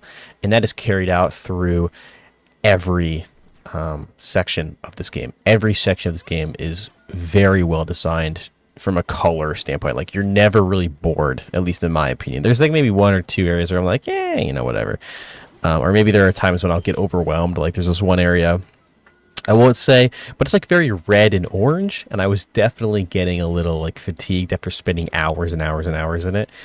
And that sort of leads on to the next thing to talk about is there's a lot to do in this game. So this footage you're seeing right now is literally right after I beat the game, and this is sort of like end game content where I'm sort of going around finding all the fossils I missed and stuff like that, because if I were to try and 100% it on the first playthrough, I would not have this review out for probably another 2 weeks, because it's going to take me a while. There's a lot to do in this game, and it never really feels tedious. I feel like with the Power Moons over time, a lot of people have, you know, Power Moons from Mario Odyssey, because there's so many, there's like 800 something. A lot of people have started to talk about, you know, how they don't really like it. It just felt mindless. It felt, you know, they got very fatigued over time. And I think I definitely felt that. But so far, I haven't felt that with this game. I've played about 30 hours, and I assume I'll play a bunch more over time. This is a game, I put like 90 hours into Mario Odyssey, and I could see myself putting probably about the same, if not more, into this game. So yeah, there's just so much to do. So you have like fossils, there's different kinds of fossils, some of which are references to older DK games. I obviously won't say, but like there's some stuff where I'm like, oh, that's so fucking cool. You know what I mean? Like, just because I'm so starved of anything Donkey Kong, it was really cool just to see even minor references. Obviously, you can see here with like the pants and stuff like that, it calls back to like the arcade game, stuff like that. But that's not really what I'm talking about. Oh, I'm tired. But they even call back to like the country games and country returns and stuff like that. So it is cool, but it's not even the main focus. You know, like this game has its own identity 100%. But there are just little things to like reward people like me who do care about this series. And that's what I like, because a lot of times when you have a series come back like this that has been dormant for so long, there are times when it does feel like, you know, what's the word I'm trying to look for? It does feel like they're relying on a lot of nostalgia. They're just, the whole game is essentially callbacks, and this does not have that issue. This game is 100% its own thing. There are some stuff at the end, which I won't talk about for now. I'll talk about that later once I sort of talk about my overall main thoughts. But there are some stuff obviously at the end of the game. You might be a little confused, but you know, as a kid, I'm sure there are going to be a ton of kids who this is their first introduction to Donkey Kong.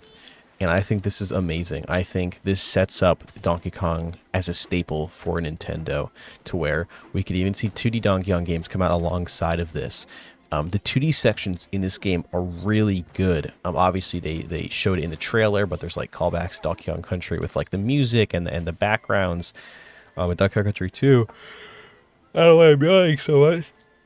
But the 2D sections are awesome, and they actually control really well. I feel like a lot of times with 3D games, whenever they sort of switch to 2D, it doesn't really feel correct. Like, it sort of feels jank.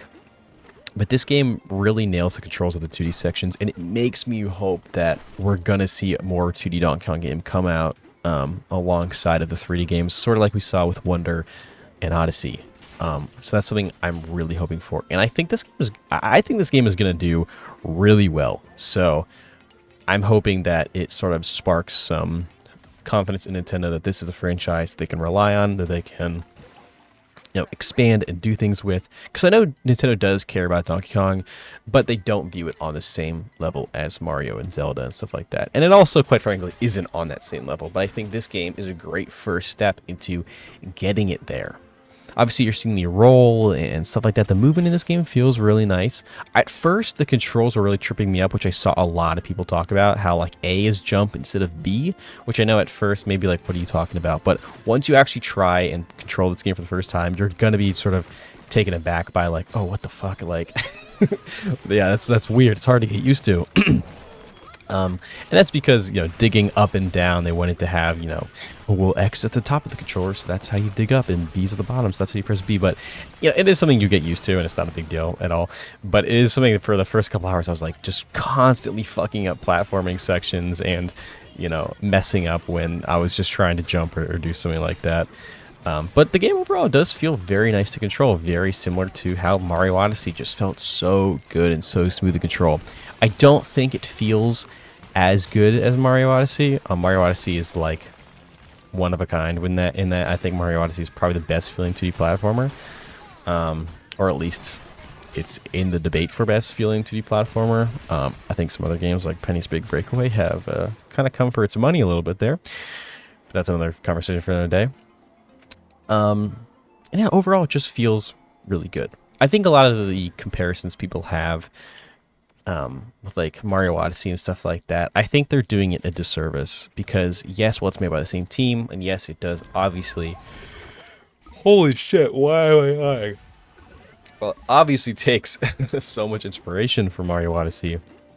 I think it's its own thing, and I think the game design is handled differently. The way you explore and the way you progress through the game is not the same as Mario Odyssey. You know, there isn't this like, oh, you need to get these many power moons to continue. Like, that's not a thing here, right? You sort of are able to explore and do things at your own pace. Like, for me, I was often finding bananas and fossils and stuff like that not how you're supposed to. Like, I would just be digging through the ground. I'd be going all over the place. Like, I would often be backtracking, finding like, oh, that's how I was supposed to get in here. You know, like I'll be just scouring the map, going into different places backwards and stuff like that. And then as I'm there, being like, oh, so this is how they probably intended you to find this place. It gives me a similar feeling as Tears of the Kingdom did. With Tears of the Kingdom, it was there were like almost all of the divine beasts or whatever they're called in that game. I forget. I haven't played it in so long. I would often complete those puzzles and unlock the power-ups or whatever. You know, the arm thing. I forget what you call those. I forget what you call the powers for that thing. But you know, I would often get those power-ups and complete those dungeons and challenges. Sort of not the way I think the developers intended to, but that's how they designed the game so that you could do that. And I think that's what they did here. And it feels so good. There are definitely times where it makes me feel stupid, like, oh, I feel like I'll brute force my way in doing a challenge or something like that because I just sort of missed the cue of how I'm supposed to beat it, or you know, maybe I'm not using the correct power up, or maybe I haven't even unlocked the correct power up for it yet. But I brute force my way and beat the challenge anyway. And I love that this game allows you to do that. And I think that's sort of just my overall thoughts. I do want to talk about some end game stuff here. There's a bunch of stuff that I still have to do, but just the main game is really good. If you are looking for a 3D platformer, if you are looking for a game to sell you on the Switch 2, I think this is going to be the game. I don't think Mario Kart did that, at least for me. But this game is great, and I'm really happy that we finally have a real DK game. So we're going to start talking about the end game stuff, and it's just sort of really short. I got spoiled, so a lot of the music in this game is really good, and I was looking online, and I sort of knew this was maybe going to happen, but I was like, all right, I'm going to go online. I want to share some of the songs with friends. And while looking up, the OST for the game, I got spoiled and stuff like that. And that is that, K. Rool does show up at the end, and New Donk City is in the game, which I got spoiled by, which is very annoying,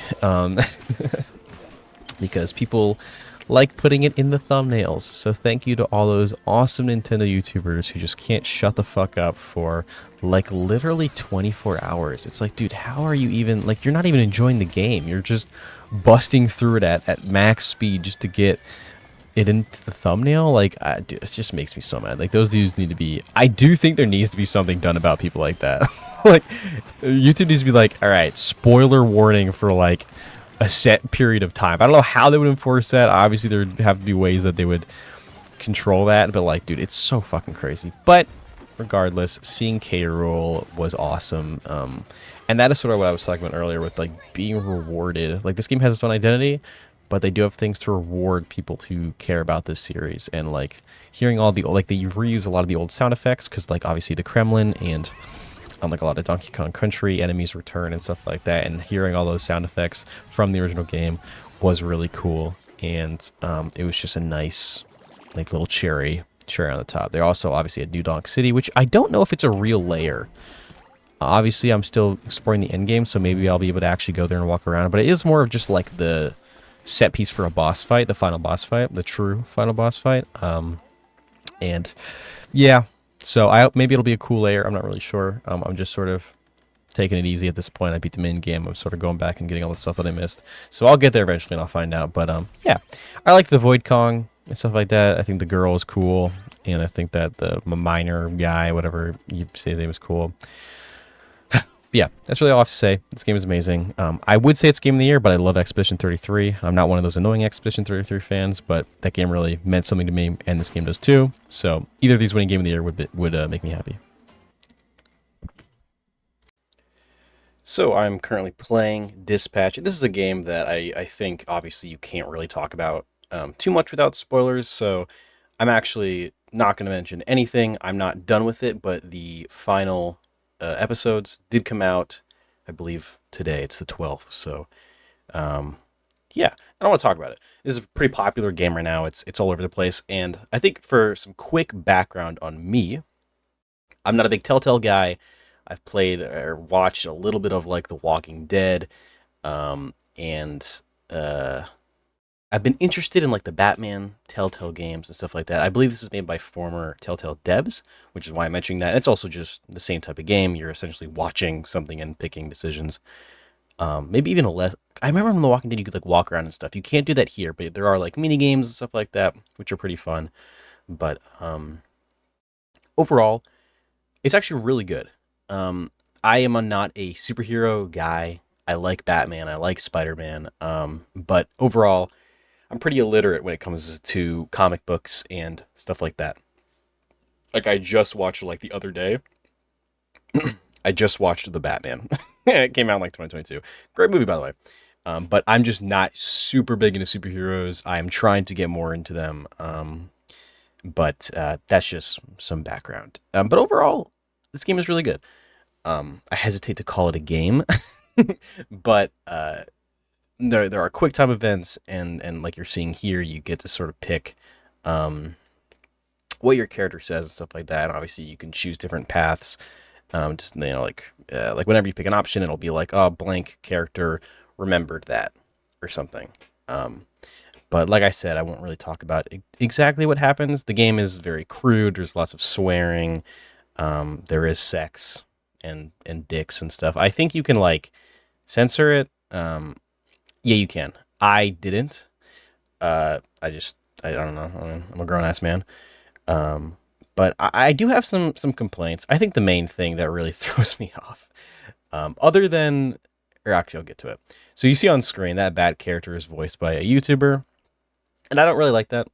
Just in games in general, even like it's not just a YouTuber thing; it's like celebrities. So Aaron Paul, who's in Breaking Bad, Jesse plays the main guy, and he's good. He's good, so he's not a problem. But there are a lot of times when they will get famous people, even just actors, people who aren't voice actors, basically, who are popular for other reasons, will come in and voice a character in like a video game or something like that, and it doesn't sound right because they don't blend in with the other voice actors. They are very like a lot of times it almost sounds like Moist Critical, who does that character, the YouTuber.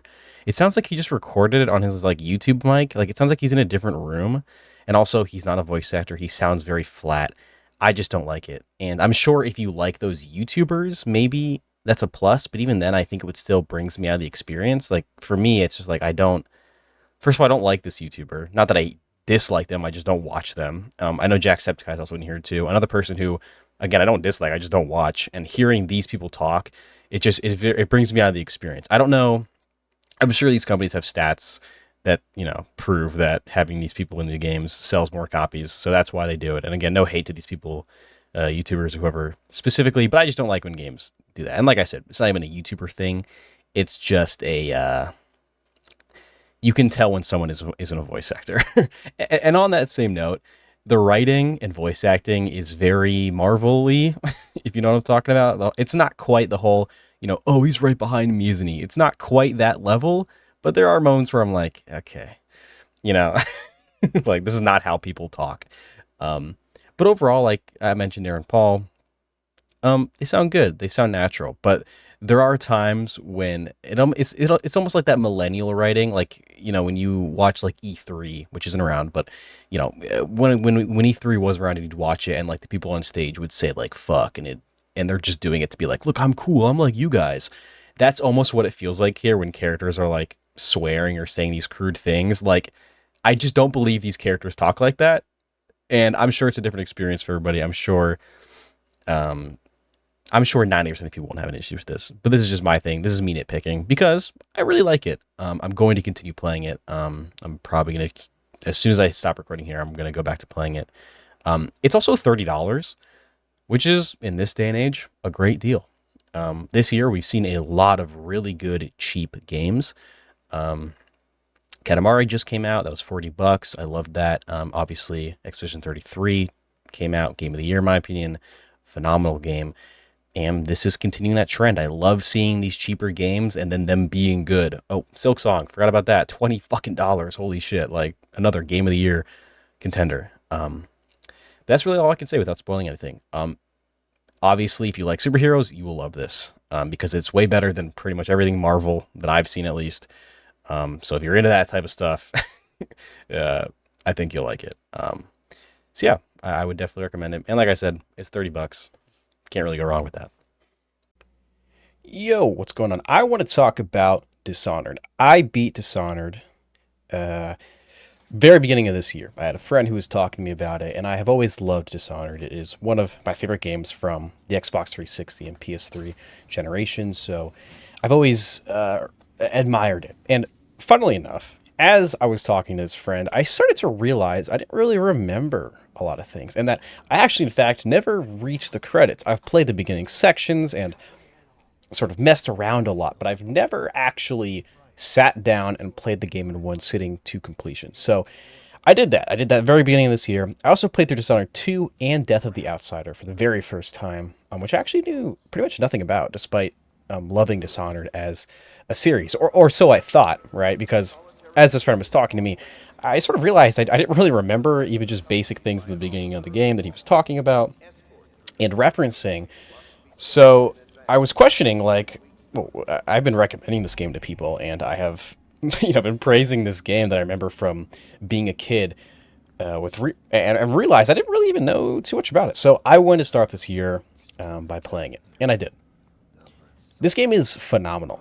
I struggle to think of games from that generation, a Gen 7, I believe, Xbox 360, PS3, that have aged well as this game. Now, if you go back and play it on original hardware, the performance is a little rough, and even on consoles nowadays, it is still locked to 30 FPS minus Xbox Series S and X. I played it on the Series S, or I tried it on the Series S, and the frame rate was kind of wonky. Like, it felt like it was hovering around 40 FPS. I don't know if that was just me because I had, just played the PC version, which is a smooth 144 hertz for me.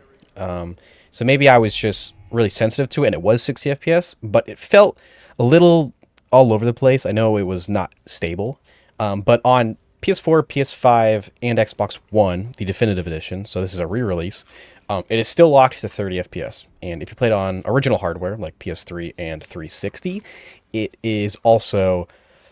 I tried this. I just loaded up whatever save I had, which was probably like a decade old, and I was in the sewers, which is a small confined area, and it was definitely 30 FPS, maybe even in the 20s. So it's a little weird. I would definitely recommend playing this game on PC. This game feels like it was, despite being right. I believe.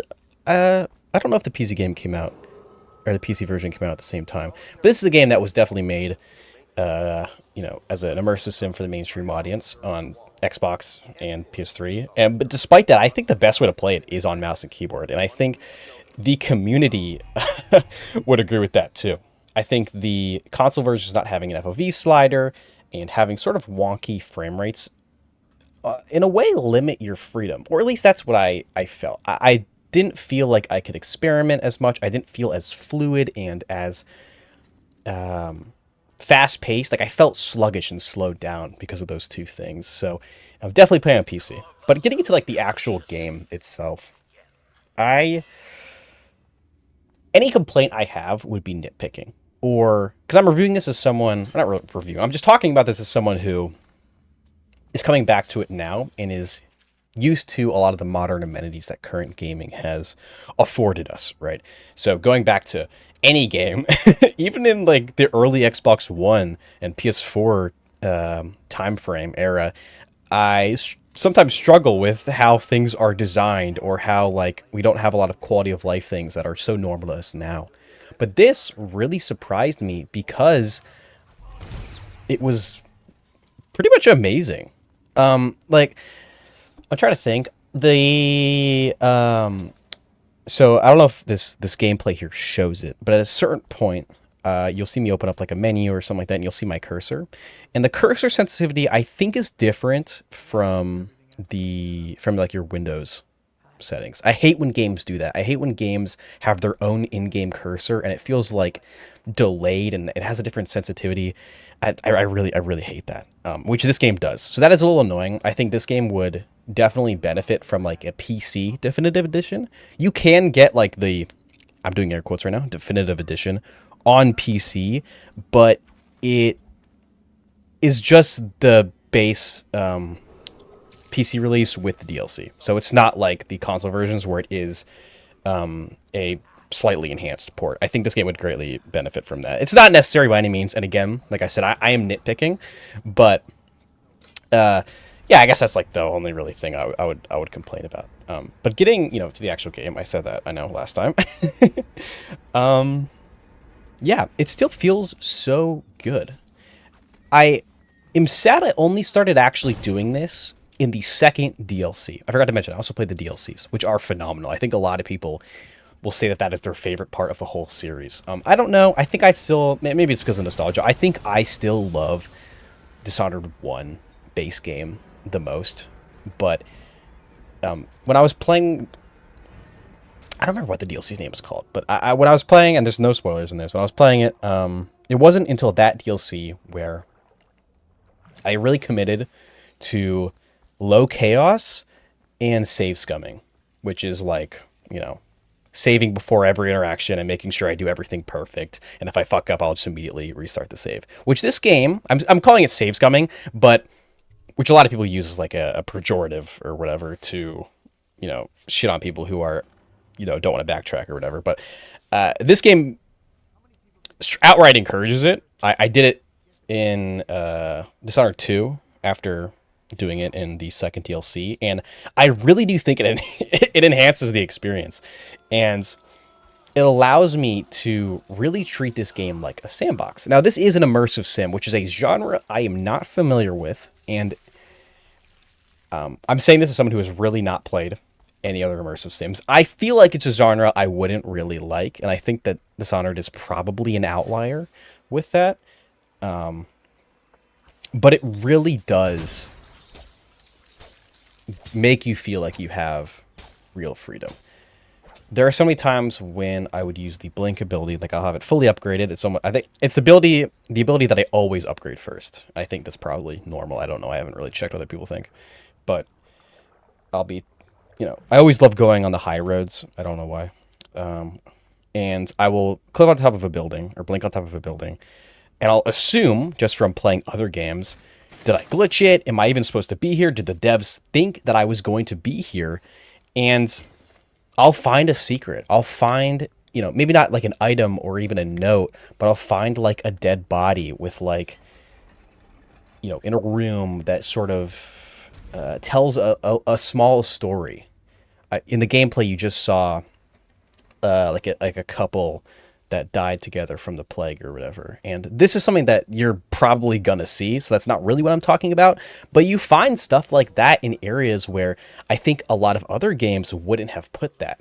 And I think that it is things like that and, treating this game like a sandbox and, save scumming and stuff like that, I think really show the potential of this game. Or not even the potential, just how great this game is. And as someone like me who has no experience with immersive sims, I would say that this is, I would assume, a great entry point into this genre and is definitely approachable for people who have never played stuff like this before. Because you can play the whole game. Like I mentioned, I only started doing low chaos, which is like another air quotes, canon timeline is getting like low chaos, which is not killing people, not setting off alarms, stuff like that. But if you don't want to do that, you can just go guns blazing. I think that removes a lot of the fun, but you can do that. You can literally play this game however you want. And this ties into what I was saying about when I was exploring and going into places that I didn't think the developer would think that people would go. It feels like they've thought of everything. Like it really does feel like when I am exploring or when I am like throwing a dead body at something or throwing a bottle at something or like teleporting all over the place and setting things like when I'm really trying to experiment, I was frequently shocked and happily surprised that it feels like that was the right way to do things. But I know that most people probably aren't going to do exactly what I did, which I think is what like this game strives at. I think most people are probably gonna play this game on like high chaos or whatever, but even with the high chaos run, there are so many possibilities, and I think so few people are gonna have an identical run. And this game is also a game that I think greatly benefits and encourages multiple playthroughs. Okay, you can see right there my cursor was just on screen. That's what I was talking about earlier. I hate that. Just have the normal Windows cursor. What are we doing? This is an old game, though, so I'll give it a pass. I think another very obvious thing to talk about that's been praised to death is the graphical style. I think that this game has aged so well. I think maybe even better than Dishonored 2. Dishonored 2... I think actually, I was worried, but I think it did a fantastic job at translating the game's style into, I guess it's not really modern anymore. When did that game come out? Like 2014? No, 2016, something like that. But for the time, I think it did a great job. And even now, I think it still looks great at translating this sort of cartoony, but like gritty art style. Side note, it actually reminded me a lot of Arcane, the Netflix like League of Legends show. I don't know if anyone else has ever said that. I've never heard anyone else say that, but my entire playthrough, it just really reminded me of it. And that's a major compliment, because I think that show and this game are beautiful. Look at the dead bodies there. Those look so fucking cool. The game is filled with stuff like that. But I think the art style has aged phenomenally. I think I'm going to make a separate video talking about Dishonored 2, because I think that Dishonored 2 and Death the Outside deserve their own video. I've recorded this once before, but I realized I was just basically comparing the two games. But I think that does both of them a disservice because I think that as standalone games, they stand on their own, hold themselves. And I was worried going into Dishonored 2 because I had not looked up any reviews or anything like that. I mean, maybe I did. Like maybe I looked up like the Metacritic. I don't remember. But I went into it with zero expectations, and I was afraid because I've been in this situation before where I'll play a game, a somewhat old game. Dishonored is kind of retro now. I hate having to admit that, but it's from 2012, I think. Um, so it's kind of retro, right? 13 years old now this year. Wow, I don't like to think about that. Going back and playing these games and then playing the sequel, which is slightly newer, and sort of seeing them change up things or cut things, sort of making it streamlined to appeal to more people. And I can gladly say in Dishonored 2 they didn't do that, but maybe I'll do a separate video on that in and of itself. This game is phenomenal. I think even if you don't like immersive sims, even if you have never played this style of game before, I think it does a great job. I think I've noticed one thing. When I recommend this game to people, they usually play about an hour or two in and put the game down. It's not even that they've had a negative experience, but this is something that I've noticed with like 3 of my friends, and even with myself. Like I mentioned, I had never saw this game to the end. You know, I didn't have a bad time, but I just never really got past the first couple levels. And I don't know if it is a skill gap, or I don't know what you call it, a skill curve or something like that. I think the issue is the first couple levels take place in the same area, like the Golden Cat area and stuff like that. And I think that turns off a lot of players because I think that once you get past the first 2 hours is I think where the game actually starts. I think it's amazing from the bat, from the jump, but I think past that is really where it gets going. Once you start upgrading abilities, once you become more comfortable with the systems and the abilities, and I don't know. So I think that if you do check this game out, and maybe like you're having a decent time, but you're not really sure if you want to stick through it, I think you need to at least get past the Golden Cat mission, which isn't a spoiler. It's like very early on. You'll know exactly what I'm talking about. Because I think after that is really where this game opens up. I want to end this off by just saying, please play this game. This game is phenomenal. We'll probably never see a Dishonored 3, but I think that Dishonored, its DLCs, Dishonored 2, and Death the Outsider, tell a complete story. It could end at Death the Outsider, and I'd be perfectly fine with that. Deathloop, I know, is technically in the same universe. I've never played it. I do plan on playing it eventually. I know that game has since release been viewed as very positive. I know at release it was kind of all over the place, but the series is great. I definitely recommend checking it out. Jesus Christ. Loud ass fucking truck. Yeah, I'm running out of gameplay. This is about to end in like a couple seconds, so check this game out, and yeah, see you guys. And we're talking about Dishonored 2. Right after Dishonored 1, because I played this series essentially in a week. By the end of it, I was a little fatigued, but today we're talking about Dishonored 2. I'm a little afraid of repeating myself in this video because a lot of the compliments and even some complaints, I think, that I had with Dishonored 1 are all present here. And that is not a bad thing. This game really surprised me. That's because I was a little scared. I think we are all familiar with, a classic, a good, just great game, right? Dishonored 1, I believe, is something like that. Then the sequel comes out, a more modern sequel that feels more cumbersome, adds things, gets rid of things. It doesn't entirely build off of what made the original game great. And I was surprised because this game didn't do that. I was a little afraid. I heard some concerns when this game initially came out, despite not playing it. And I'm so happy that almost immediately when I started playing this game, I saw that I had nothing to worry about. I think the only thing that still holds true is the performance. I think the engine that they're using here is the Void engine, which I believe is built off of idTech's engine. And while they have fixed a lot of it, there are still some performance issues. I usually was around 120 FPS, but sometimes it would dip to like pretty low. But it was usually fine. I have like a slightly above mid-range computer. I would say it's high range, but there are definitely some games that struggle with. So that shouldn't be an issue if you're running it on a good computer. Though, I think the console versions of this game kind of suck. I don't think it ruins the experience, but they're all limited to 30 frames per second. And this is important. You can't change the FOV. This is a complaint that I had with Dishonored 1. I think the game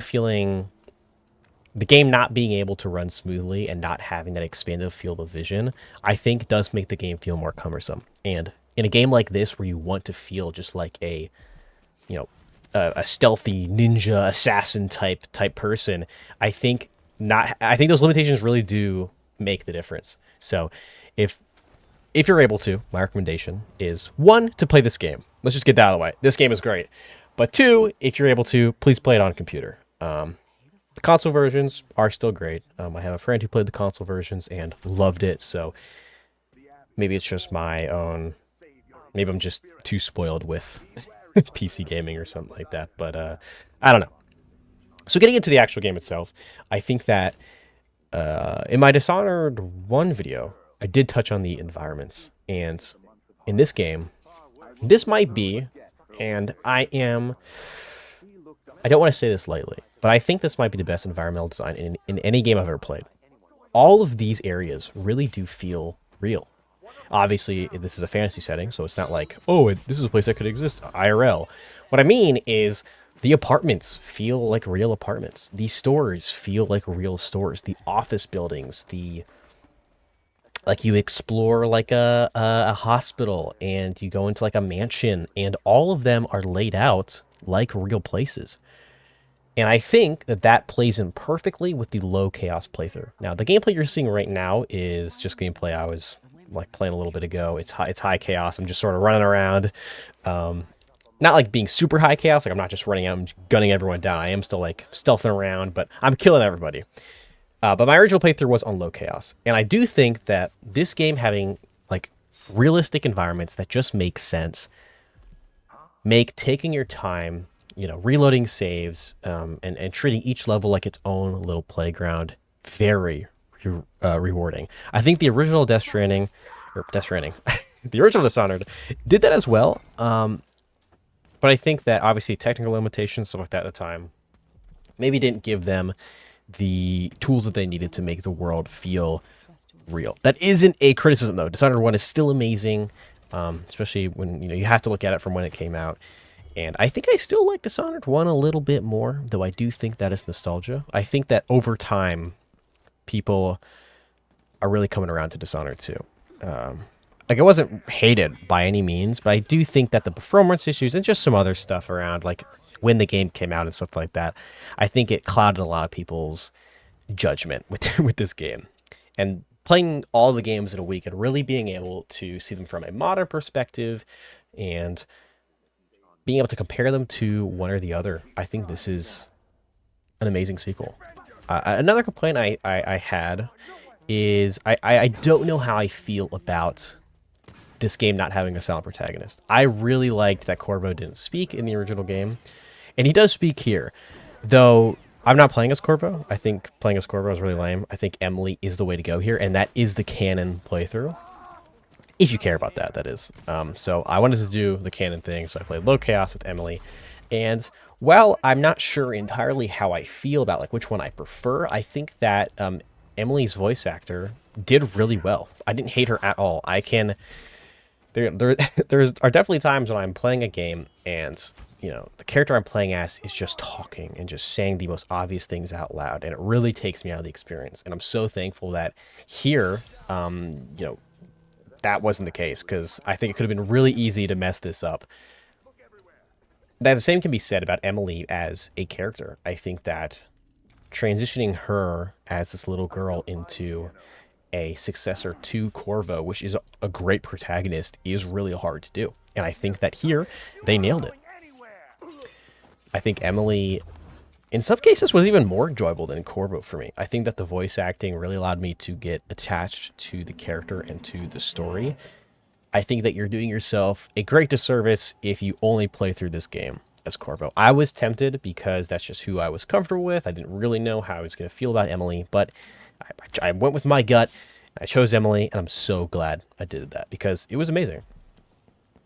I think this game feels very fluid. I was, like I said earlier, the or the performance issues and stuff, especially on console, can make the game feel very cumbersome. But even on a second play, especially on a second playthrough, and after taking the time to really learn the level layouts and figure out how characters react, to different weapons, your different abilities, to the stealth options in the game, really just make the whole experience come together. I don't really have too much to say that I didn't say in the Dishonored 1 video, because I think that this is kind of a perfect sequel. I don't know what I'm going to say about Death of the Outsider, because it's essentially this. I mean, I could just say what I think about Death of the Outsider here really quick. Some of it is spoilers, so I don't really know. The section you're seeing here is like the second mission, so this isn't spoilers at all, unless you're like hypersensitive to that. But yeah, I don't know. This game is amazing. I'm just glad that that my suspicions weren't true. Because there have been so many times when it's the opposite, where I'm like, oh no, I'm afraid of going back to this classic game that I remember and then loving it and then playing the sequel and just, not having a great time. So I'm just at least glad I can say that. This is a game that, oh my god, that I definitely want to come back to. Both Dishonored 1 and 2 greatly benefit from multiple playthroughs, and they're not too long. They each have around, I think they both have 12 missions, or 10, something like that, and each one isn't too long. If you, like, I spent a pretty decent time on it. Like, I spent like 30 minutes to an hour on each mission, and I think that is maybe a little bit longer than standard. I'm not entirely sure, but I think that playing it that way greatly improves it. I forgot what I was going to say. So yeah, I guess my overall opinion is it's a great game. The series is truly amazing. I don't even think we really need a Dishonored 3. I think the ending to Death of the Outsider sort of wraps it all up. I think it contains... The story is, very straightforward. There isn't really a lot of loose ends. I think that this game has a better ending. I think the story in general feels much more thought out. Not to say that it wasn't thought out in the original. Like, the lore is so interesting and the world is so interesting. But I think that, like I mentioned, the ending of Dishonored 1 is really abrupt. And it sort of just kind of comes out of nowhere. And I think a lot of your decisions aren't noticeable unless you play the game multiple times and like look up other endings and see how other people played the game. I think this game does that a lot better. And I think that is very good. I hope everyone who liked Dishonored at some point gives this a chance, because I think that it deserves it. And hopefully at one point we get to see a performance patch, because there are definitely still some issues with that. Nothing that ruins the game, but yeah. So I just beat Undertale. I'm going to have the Switch trailer just sort of playing on loop as I talk, because I don't have any footage of it. But I literally just beat it like a second ago. So just like all the other videos I do, this is raw. Just talking, giving my honest thoughts about it. So Undertale is a game I've known about obviously for a long time. It sort of comes from that 2012 to like 2016 indie era, if you guys know what I'm talking about. Like FNAF and all that type of stuff sort of came from this era. And a lot of those games, even though I was a fan of them in the past, now I look back and I think, like, I don't get it, And I think Undertale for a long time, it has a little bit of that stigma, right? You like the band kids or the whatever, the cringy humor that gets overused to death. And I even had that revelation or thought while playing the game. And then I sort of realized that, like, well, this is where that game, this is where that stuff came from. So I think it's unfair to sit here and sort of cringe at maybe a joke that I've heard a million times, thinking that, oh, it's like band kid humor, when this is where the band kids got that from, No disrespect to band kids, but everyone knows what I'm talking about. Anyways, so yeah, I played this game on Switch, and going back to like the humor, I actually really liked it. Like, I found myself not like laughing, but like giggling or smiling, just reading the text. And I found myself doing that multiple times. I think it's rare for games to do that for me. Especially the same thing with like feeling like sadness or whatever. I think it's hard for a lot of games to make me feel that way. And that's not a bad thing. Some of my favorite games of all time don't make me feel that way. You know what I mean?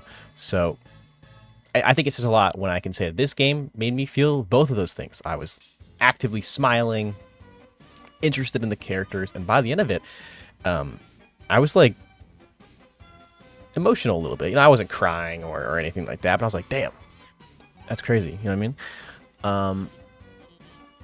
And like I said, I think it's hard for a game to do that.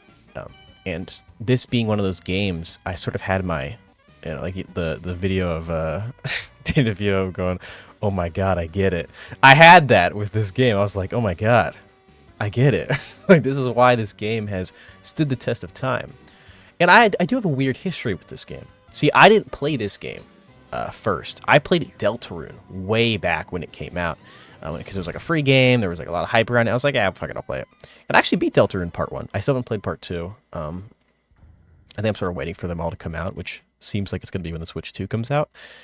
But playing Deltarune and then going back to this game is a little hard at first, because I think Deltarune really smooths everything out. There's better animations. It just overall feels like a much better put together game. Or whatever. And it made sort of going back to this game over the years hard. So I never was able to really sit down and play it. But I sat down and I really just started. I loaded up my old save file. And I worked through it. And yeah, I don't know what I was on. Obviously, this game, you can tell there is mixels galore. You know what I mean? There are different fonts, what it feels like all over the place. And, you know, nothing really like blurry, blown up images of pixel art because they're not the right size. Like, you could definitely tell this is an indie game from 2014 or whenever this game came out. But I think there also is a charm to that, because I think it highlights everything else that's so good. Like I mentioned, the characters and the dialogue are all so well written, like much better than almost anything that I've played. Like, really, I think it is that good. And that also goes for the music. Like, it is kind of crazy how almost every song in this game is iconic. That is like something you really can't say for a lot of games. Like, I would hear a song just randomly out of nowhere, and I'd be like, I've heard that song a million times. Like, over the years of just being on the internet and being on YouTube, it's like, holy shit, I've heard this song like 500 billion times, and it's just like a random lobby theme in like the hotel or a shop or something like that. And that is just a testament to truly how good this game is. I don't know how other fans feel about this, but I almost wonder if a remake of this game would be good. You know, that sort of gets rid of the mixels, you know, has a consistent art style similar to like Deltarune and stuff like that, and sort of smooths out the experience. That isn't to say, and I say I wonder what other fans think, because that isn't needed, right? That would just be sort of quality of life thing that I would like to see. But I also know there's a lot of people that are like, no, don't change it. It's so good as it is. And if it never was changed, that'd be perfectly fine. Like I said, I played this on Switch. It's also on Xbox, PS4. This thing is everywhere, and it runs fine everywhere. So it's not like this is some weird, like indie game that runs like shit. But yeah, that is one of the takeaways from it. And I think that sort of is. Oh yeah, so my run. So I loaded up my own save file that I mentioned, which was from like 2018, and I did a completely passive run. Except I forgot that I killed like 1 or 2 guys in the beginning of that save file. And that was, I didn't notice that until I had made it like an hour or 2 into the game. I was like, God damn it, I don't want to do that all over again. So I just stuck with it, and I ended up doing a neutral playthrough. I didn't kill anybody, so I think in total I maybe killed like 4 people, which were all from that original save file from a while ago. But even the neutral ending, I don't know if there are multiple neutrals. Like, I don't know if it changes depending on how many people like you kill or something like that. But the one I got, it wasn't like the happy quote unquote ending, but it wasn't sad or bad or anything, you know, by any means. And I liked it. This game is short and definitely warrants multiple playthroughs. I don't know if I'll do that. Like, I already know how this game ends. I knew how this game ended before I started it. just because it's all over the internet. It's been out for, I think, a decade, right? 2015 is when this game came out. Which is crazy to think about. Jesus Christ. See, like, I already know how all of it ends, but if you don't, I think that, like, this game can be played through multiple times. I don't know. I don't really have any... I don't think the combat in this game is fun enough for me to want to do a genocide run. Like, I don't think me attacking the enemies is very fun. I like the dodging and, like, the trying to take no hits. I think it actually was pretty challenging, especially near the end of the game. And I'm not going to talk about spoilers or anything like that, because if you have... I'm sure you know almost everything about this game like I do. But if you have somehow avoided all spoilers for this game, you should give this game a shot. I think it was like $1 on Steam. So you can find this game super cheap. I, for some reason, own it on Switch. I don't know why I bought it on Switch, but RPGs I like to play on my Switch just because I can, like, do side quests and stuff in bed or in the car, you know, get sort of the mundane stuff out of the way. But speaking of, this isn't related to Undertale. My thoughts on Undertale is it's great. Everyone should go play it. Obviously, everyone knows that, but yeah, I just uploaded Yakuza 3 last night because I just beat that last night, and now this, and then I'm also playing Xenoblade X, and I was playing all these games at the same time, which is why I didn't upload since Monster Hunter, I think, which was like 3 weeks ago. I sort of overloaded myself with RPGs, so we're 2 of them out of the way. I don't think I'll beat Xenoblade X. I'll be honest, it's a very long game. I'm not really feeling it right now. Granted, I'm only 2 hours in, but we'll see where I get. I don't know what my next game is going to be. I have a couple games on the docket. Obviously, I'm trying to beat the whole Yakuza series, but I want to give myself a break in between each game, like a month, like a couple weeks or a month, you know, because I don't want to overwhelm myself or burn myself out from the series, because I really like it. So I want to make sure that I am present and able to give it my all when I'm playing. So yeah, I don't know what I'm gonna play next. I know there's a bunch of games coming out this summer, like Delta, MGS Delta, and I think there's Lost Soul Aside, there's Expedition 33. I don't know if I'm gonna play Expedition 33. Lost Soul Aside, it looks really cool. I'm probably gonna pick that up. And MGS Delta I'm gonna play. So there's a lot coming out this year. Obviously we got GTA 6, we got the Switch 2, which Switch 2, if you've been on the internet, I'm sure you've heard quite a lot about that. So yeah, there's a lot going on. I don't know what I'm gonna play next, but Undertale's amazing. Definitely play it. I want to talk about Resident Evil 9. I just beat it. The last video I did was obviously about Resident Evil 2004. And like I mentioned in that video, I'm a new Gen Z Resident Evil head. I've only beaten 4 Remake, and 7. And then I've played like 1/3 of 2 Remake a long time ago. Around the time it came out, actually, in like 2019 or 2020. But I want to talk about 9. So let's just keep that in mind as we go forward. Just right off the bat, this might be my game of the year, and I think it's going to take something pretty good to knock this off of it. I got some notes here, so we're going to see just how long I go for. But man, amazing game. So I'm going to make a video on 7, but one of the key takeaways that I had from 7 was the graphics and the animations.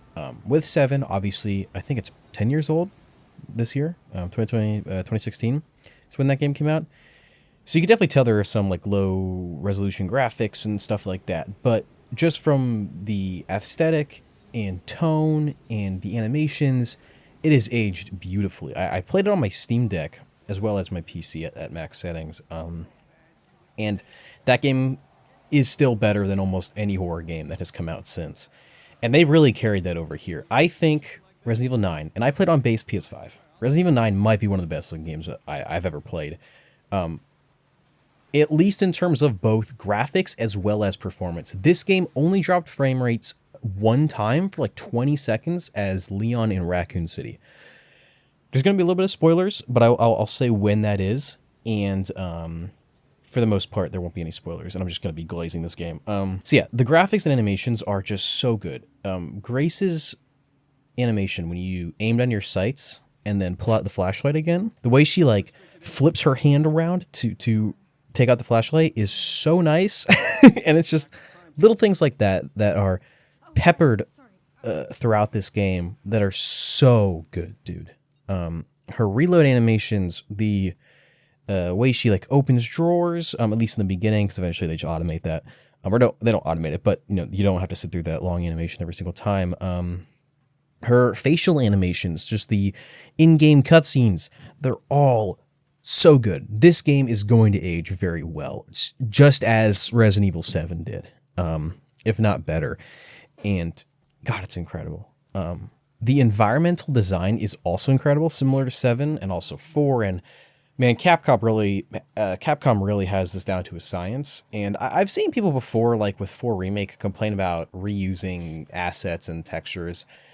And there were like, I think maybe 1 or 2 items that I was like, oh, I remember that from 7 or something like that. And if I'm being honest, while I guess on some level there is a place and time to critique stuff like that, it's usually just from the most disingenuous, like fart smelling ass people ever that don't actually give a fuck. So I usually discount stuff like that. And if used well, it's fine. And also if it's for common items that are also in the real world, who gives a fuck? It'd be weird if you saw something that was out of place and you could tell they were only reusing assets because they just didn't have the time or budget. I think Sonic X Shadow Generations is a good example of that, where for Sky Fortress, or is it Sky Fortress? I forget what it's called. When you fight Neo Metal Sonic, they try and play that off like it's the level from Sonic Heroes when it's very clearly just Chemical Plant Zone. Stuff like that is different. But when it comes to like, oh, they reused a crate, shut the fuck up. People that complain about stuff like that, you don't care. You don't actually give a fuck, and you don't know how games are made. I don't know how games are made, but you especially don't know how games are made, because if every single time these companies had to remake all these assets, we would never get new games. Anyways, that being said, the environmental design in this game is phenomenal, dude. It is so good.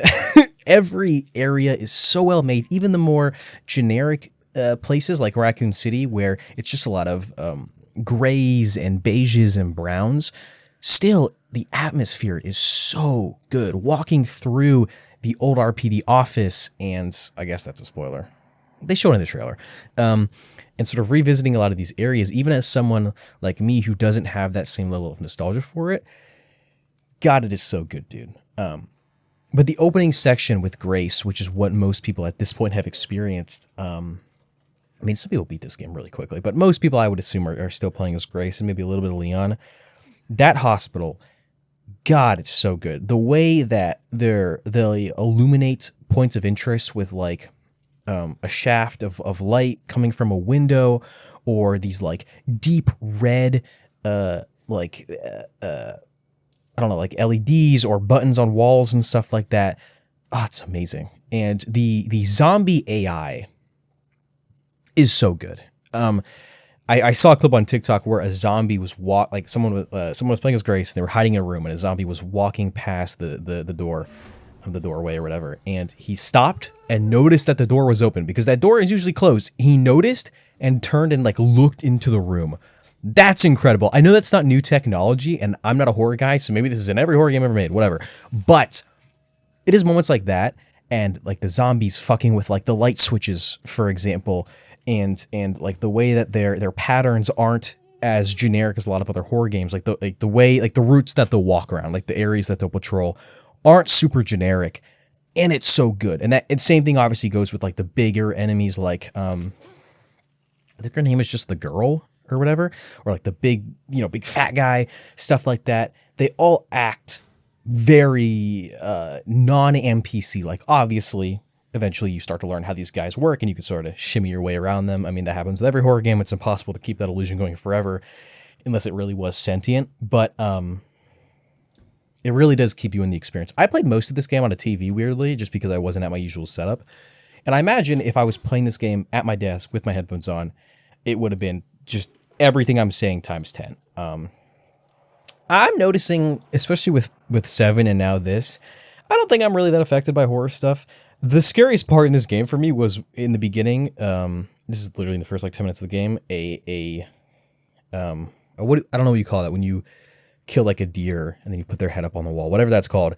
It falls on the ground. That scared me the most out of anything. I like jumped when that happened. But the big jump scares and the enemies chasing you, none of that really scared me. And I'm coming to find out maybe I'm just not really as affected by this stuff as most people. Who knows? Maybe I have yet to play a super scary game. But a lot of people are saying this game was super scary. A lot of people say the 7 was super scary.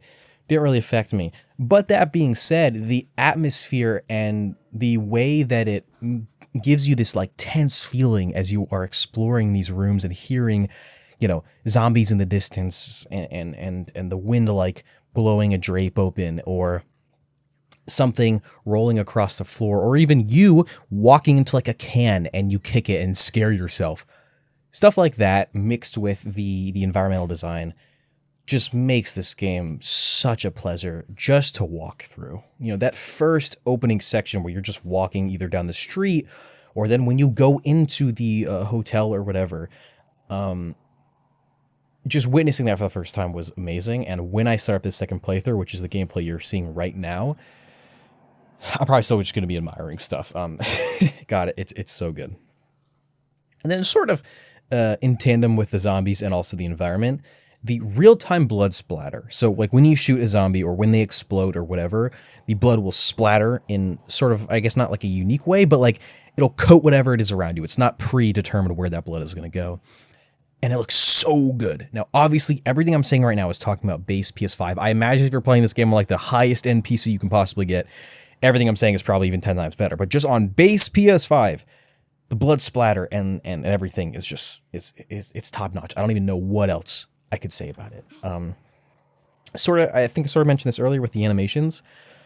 Obviously, they're very good. And one part of that you have to also be good is the voice acting. Grace's voice actor is just phenomenal. Like, absolutely amazing. There was maybe a couple times where, you know, during like when she was doing like small talk with Leon or something like that, where I was like, you know, this doesn't really feel all that natural. But at least in the opening sections when she is scared, and even later on, not going to say what happens yet, but in one of the endings, her reaction to what happens is very realistic and very good. I really liked it. And I think one of the things I didn't like about 7 was Ethan's acting just isn't realistic, right? He's trying to do the whole quippy like Leon thing, but he doesn't have the charisma to carry it. And at the same time, it's hard for me not to imagine myself in that scenario, and I just did not jive with how Ethan was acting. But here, I could see myself reacting in similar ways to how Grace was. And obviously that's carried over with Leon. Leon is doing everything that people love Leon for. He's making quips, he's doing all that type of stuff. But also, later in the game, without really spoiling exactly what happens, he has these emotional moments that are really good, dude. And that, I think, add a deeper appreciation for Leon, at least for me, than I had before as someone who's played 4 and a little bit of 2.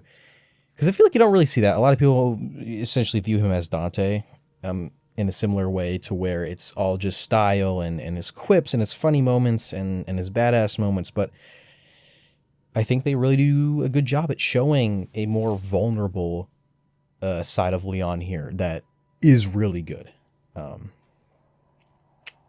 And yeah. Also, I want to go back quickly to the graphics. The colors in some of the later sections in the game, I guess without really spoiling it, because I do think you should just experience that. I'll just say, if you like Mirror's Edge, you will like some of the later sections of this game when it comes to how they design the environments. It's very good. And I want to sort of say, before I get into, like, I guess the spoiler ending parts, I don't know if this was showed in trailers. Okay, before we're getting to that, because I guess that is technically spoilers, even though you see in the beginning of the game.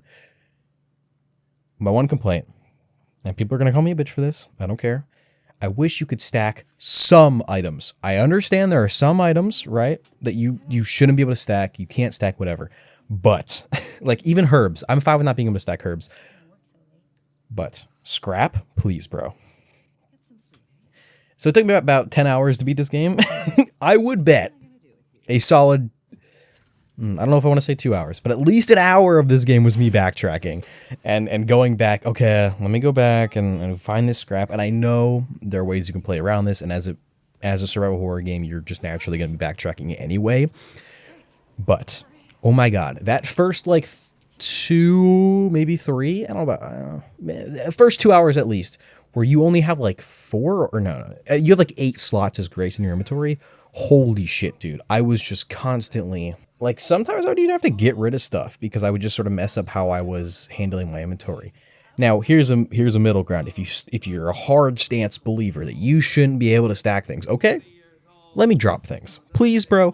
Why is it that I have to either carry it or discard it? That is so stupid. It doesn't even make sense. Obviously, talking about realism in Resident Evil is stupid, but apparently, I haven't played it yet. Apparently, you can drop stuff in Resident Evil 0, but just none of the other games. Like, even in 7, this was a thing where I was like, dude, why can't I just put this on the ground for now and then come back to it? Like, really? Like, I don't know. It's very frustrating. And that is genuinely maybe my only complaint. At least one that is worth mentioning. There were definitely sections of the game as Grace or even as Leon where I was kind of like, all right, guys, let's wrap it up here.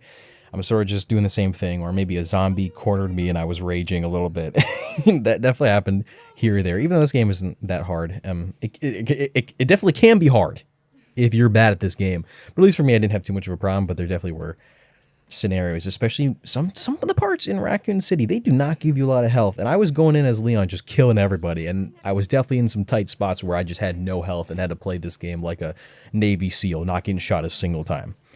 But it was still very fun, and like I said, that's a negligible complaint that I have. And so I guess I'll get into spoilers here. That's your warning. Emily is very nice. I really liked Emily. I will say her voice acting isn't great, but that's, I guess, par for the course with like child characters. The voice acting is rarely good in like almost everything, right? In shows and movies and games alike. I often find that children are not voiced very well, so whatever. But as a character, and her relationship with Grace is really sweet, and that's going to lead me into talking about the good ending. So there's 2 endings here, obviously. If you've played it, you know this. The good ending is really cute, and I like that it sort of shows Grace and Emily together in the photo, and you know, Emily basically becoming Grace's daughter. It's really sweet. And yeah, I think it was a nice send-off for that game. I wonder what Resident Evil 10 or whatever it's going to be called. I wonder how it's going to play off of this. It very much so seemed like they were going to continue with this story, because obviously with Resident Evil like 1, 2, and 3, that's sort of this contained story. And then 4, 5, and 6 is the story, and then 7 and 8. And now it looks like 9 is going to sort of have its own thing with like Chris and stuff like that. So I'm interested to see where that's going to go. I'm sure there are hinted at where it's going to be. I don't know. I haven't played 8 yet, so I'm not really sure what Chris is doing right now. I plan to play 8 pretty soon. I need to finish up 7's DLC, and then I'm going to hop into Resident Evil 8. Before playing Resident Evil 1, 2, 3, and whatever. I know people are going to be like, oh, why would you do that? It's just because 7 is fresh in my mind, and I really liked 7, so I just want to just play 8 immediately, and then I want to jump into the older games. And then there's the bad ending. So I accidentally picked this ending because I just, in my head, I was like, oh yeah, destroy Elpis, of course. You know, you don't want to release this thing, assuming it's this bad thing. And I was shocked when Leon just gets domed. I was like, oh, he's not dead, right? Like, he's going to have T-virus powers and his head's going to come back or something. No, he's dead. And I've seen some people complain that, like, it was sort of out of nowhere and a little, like I don't even think there's like an end credit scene with that. It seemed very sudden, I've seen a lot of people say. But it's the bad ending, and I would have a problem with that if they didn't allow you to just immediately load up your save and pick the good ending. So, because of that, I don't really care. And regardless, it was still very shocking. I certainly didn't go into this game thinking Leon was going to die. And even like, you know, him coughing up blood and all that type of stuff, the whole time I was like, I mean, it's one of those series where you just don't expect it to die. So even though it was a little lackluster and it's not the canon ending or anything like that, I still think it had a lot of impact. And yeah, I guess since we're in spoiler territory, to finish off, the environmental designs in the ending part are so good, dude. I did take some screenshots. Hopefully remember to put them on screen here. But like Leon laying on the floor in front of the big like yellow wall water thing is such a good screenshot. I took so many screenshots during this game. I'm gonna hopefully remember to flash some of them on screen throughout this. But dude, incredible game. I think that's pretty much all I have to say. And yeah, if you're not a Resident Evil guy, I would say if you're not a Resident Evil fan and you don't want to jump into the whole series, you can probably play 9 and still have a great time. But if you really don't want to do all that much work, play 4 remake. I would, or play like 2 remake, 4 remake, and then play this. You can probably even just play 4 remake just to get a sense of who Leon is. But obviously, with going back to Raccoon City, you're going to get a lot more out of this game if you've played 2 and even 3 remake. I'm saying remakes because I know that's where a lot of newer people are probably going to play the game. Sure, go back and play the originals if you want to, but 2 remake especially is very good.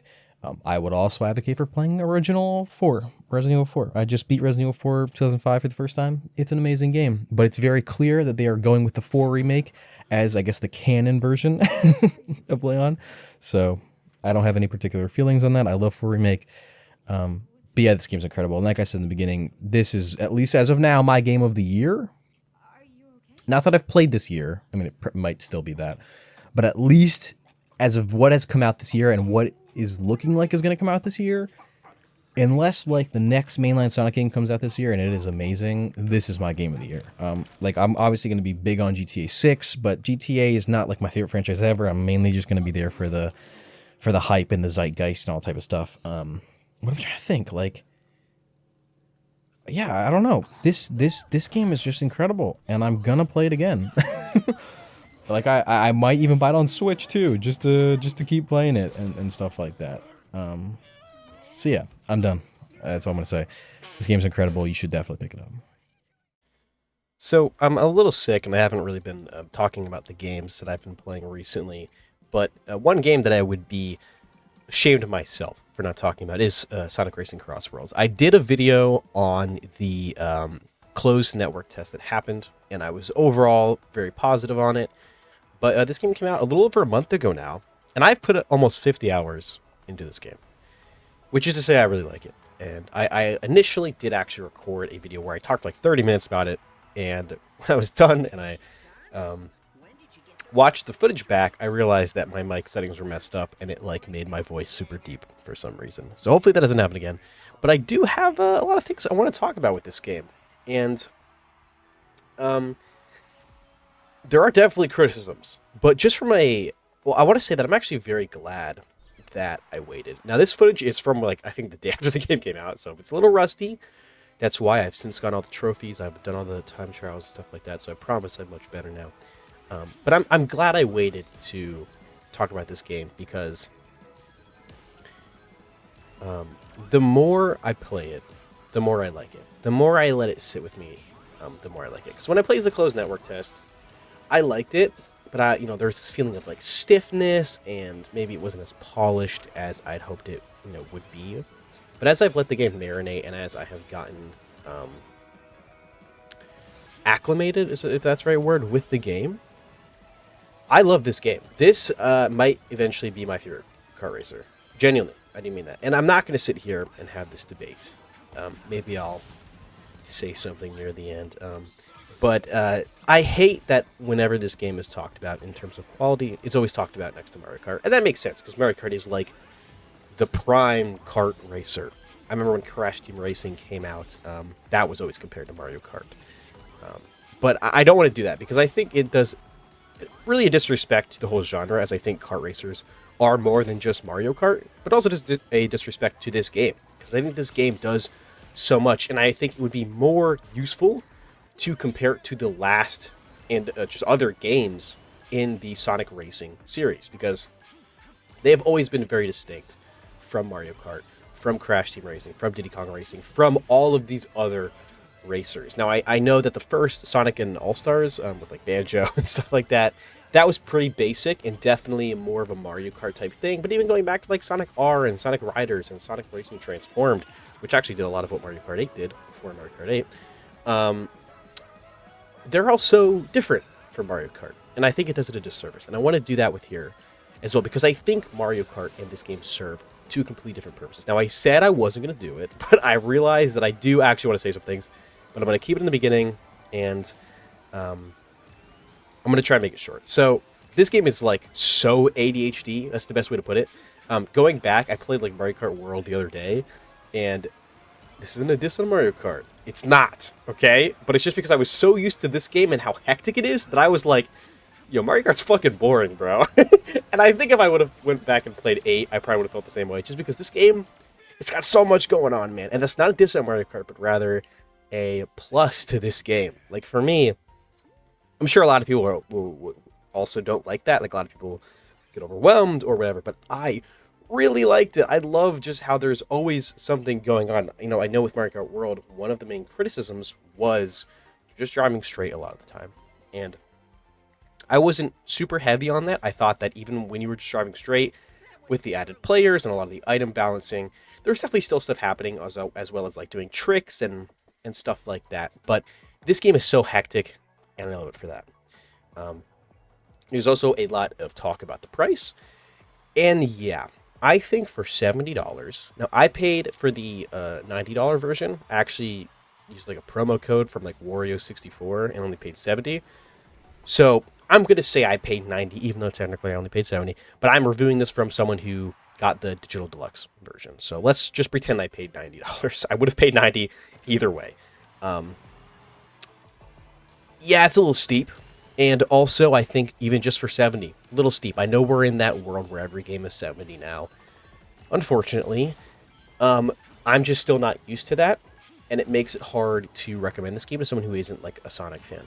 I got one of my friends to play it, and I have some of my other friends who are interested in it. But like trying to talk to about this with people who don't give a fuck about Sonic, they'll be like, "Oh yeah, that looks cool," and then they'll see the price tag and be like, immediately just be like, "Yeah, I'll wait for a sale." And luckily, this is a Sega game, which means it will go on sale probably very quickly. We're a month out, still hasn't gone on sale yet, but we got Black Friday and stuff like that. So I assume this game will be like $40 sometime within the next year, and then less after that. And at that price, if you could find it on sale, or even right now, you could probably find it on like CD Keys or something like that for $60. That's, I would say, very much so worth it. There is so much content in this game. DLC aside, I've seen a lot of people sort of make the argument that this game is only a full game if you get the $90 version. That's bullshit, man. You know, you get, I guess Werehog comes if you pre-order it. Maybe it comes if you get the digital deluxe, but I'm not going to count that. So you get, you're missing Miku, SpongeBob, and Minecraft Steve. SpongeBob isn't even out yet. But you still get Joker, you still get Ichiban, and you still get all of the free characters, which I think there are like 10 more or something like that, or like 12 more coming down the line. And then I think there's like Pac-Man and like Ninja Turtles that are paid. So I think that argument is very either extremely ignorant or straight up disingenuous. It's bullshit. And why this is being levied against Sonic when every other game does this, which isn't to excuse it. You know, Pokemon had pre-order for DLC that's not even out yet, and a lot of people don't seem to care. You know, it doesn't make it okay, but it's just weird that this is a criticism that seems to be only being levied against Sonic, and I don't really understand that, especially when Mario Kart World launched at $80, and I made a video about Mario Kart World. I said I liked the game, but nothing justifies that price. I don't think anything justifies a game being $80. You know, Breath of the Wild is a game that I love to death, one of my favorite games of all time. I would pay $100 for that game. It's not worth that. It should be $20 right now. The game is, you know, the game's coming up on a decade old, and it's still full price. Like, what are we doing? We need to stop with this. Unfortunately, I don't think we will. Companies like Sony have said that they want to follow suit and start keeping their games at full price even years after the fact. I think that's why Last of Us is getting re-released so much, and you know, you have all these barely remasters coming out with like fucking I forget what the games are even called, Horizon Zero Dawn and stuff like that. So unfortunately, I think game prices are something that we're just gonna have to deal with going forward. Like Ninja Gaiden looks really cool. I don't want to pay $70 for it, and I love Ninja Gaiden. I beat Ninja Gaiden 2 and Ninja Gaiden Ragebound this year. I'm not paying $70 for the new one. Sorry, I'm just gonna wait until like Black Friday or something. So that's unfortunately where we are. But if you're somebody who doesn't mind spending $70, I think this game is phenomenal. And yeah, so that was a little bit of a tangent, but it's to say that I don't know if you're not a Sonic fan, if it's worth it. If you like kart racers, or if you are a Sonic fan, this game is fucking incredible. It has so much content, and that's to go into a positive. I played so much of this game offline. There's so much to unlock. Like, I actually didn't even know this, and it's why I'm glad I waited to make this video. Was I just don't really play single player games. Like with Mario Kart 8, it took a long time for me to actually sit down and get like all the gold trophies and stuff like that. And one day I just happened to go into the time trial section just because it's usually not something like I just like to play online. Like I like to turn my brain off and play online. And then I saw you can just like unlock all of these soundtracks. And it's so cool. Like you immediately get like Sonic Frontiers and you get Sonic Mania, which are like my faves. So I was immediately like, oh shit, this is so cool. But even that, there's like, you get tickets from playing both online and offline to unlock like AI character skins, which I think the requirement for them are a little too high. Like I think 1,000 tickets is way more reasonable for what you're getting.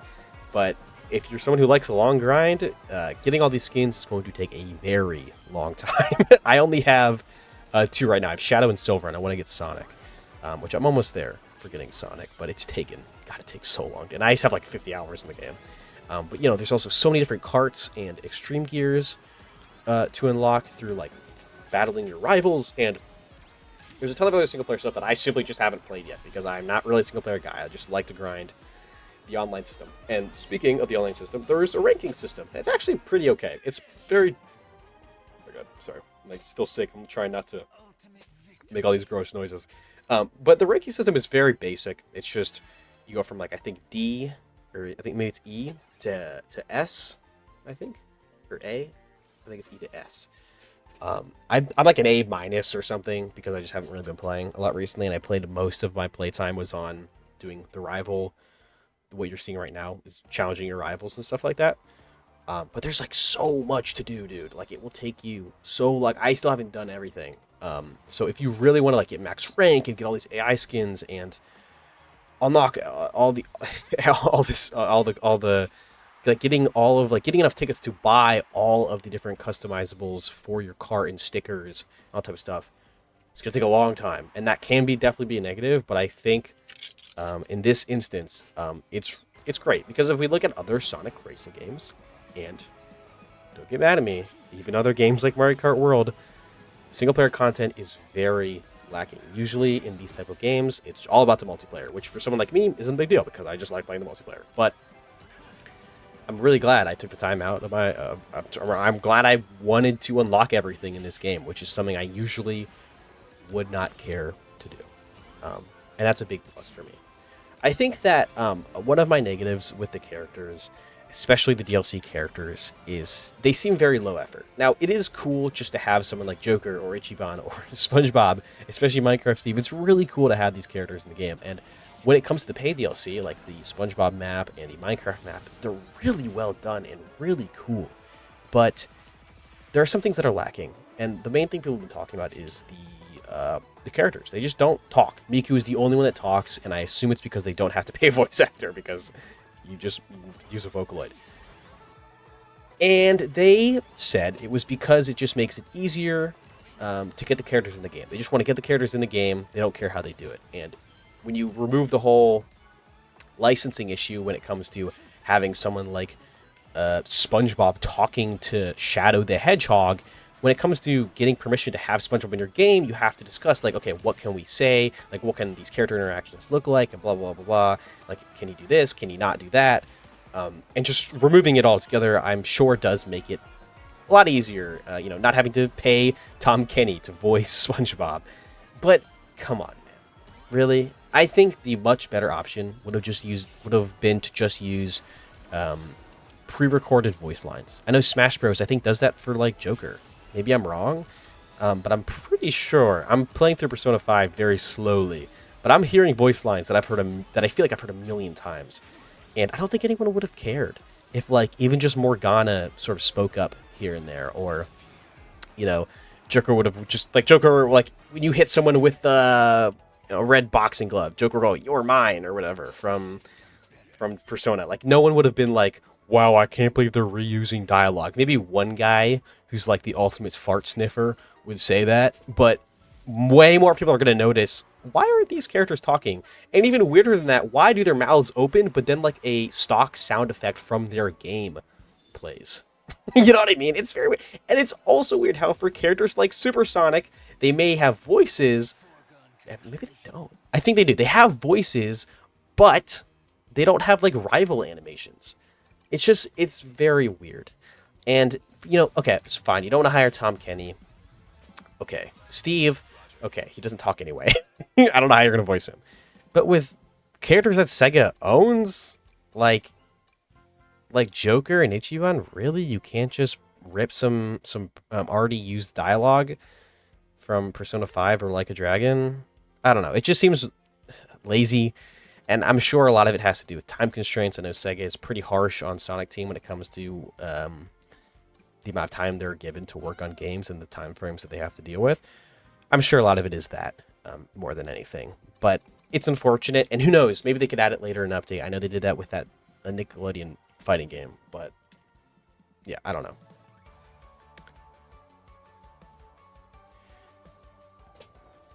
There also is Supersonic, who you unlock by beating all the rivals, but he's locked to...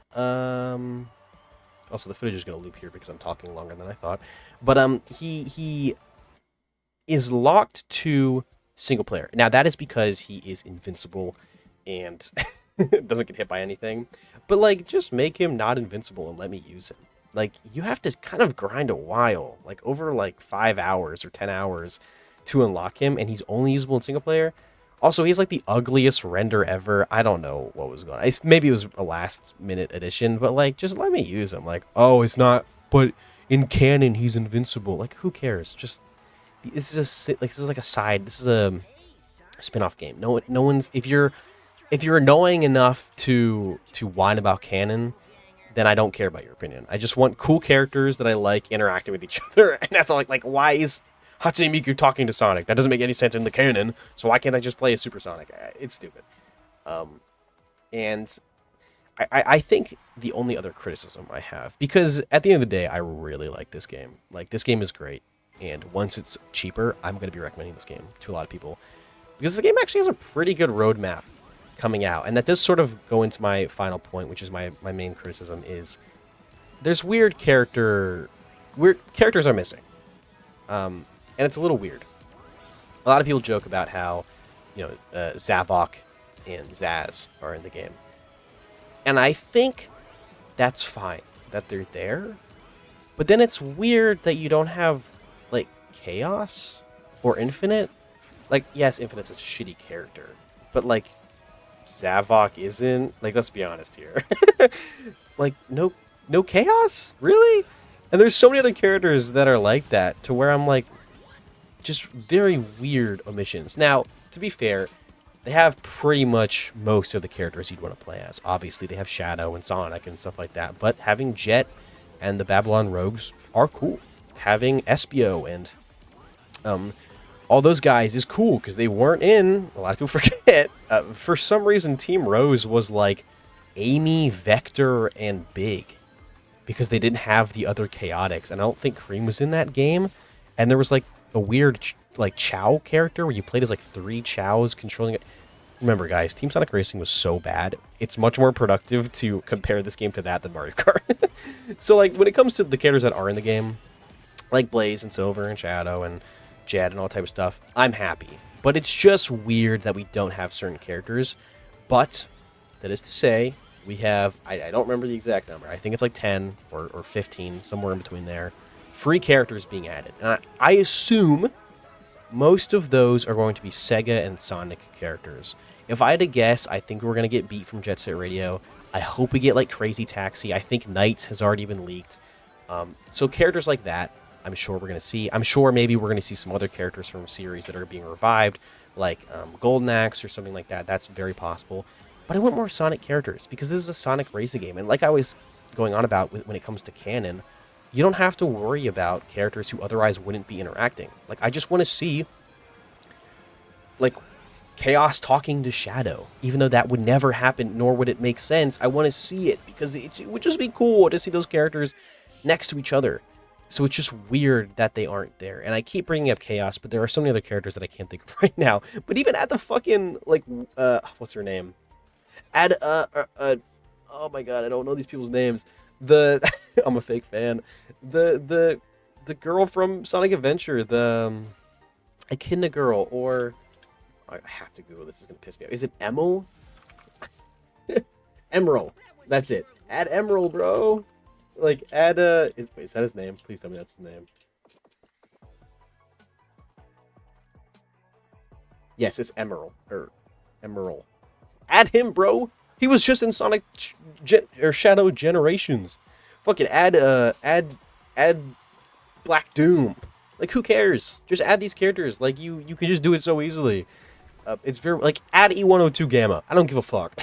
Like, it would just be funny and cool. Yeah, that's my only other, like, real criticism. And it's a little upsetting that we don't see that stuff.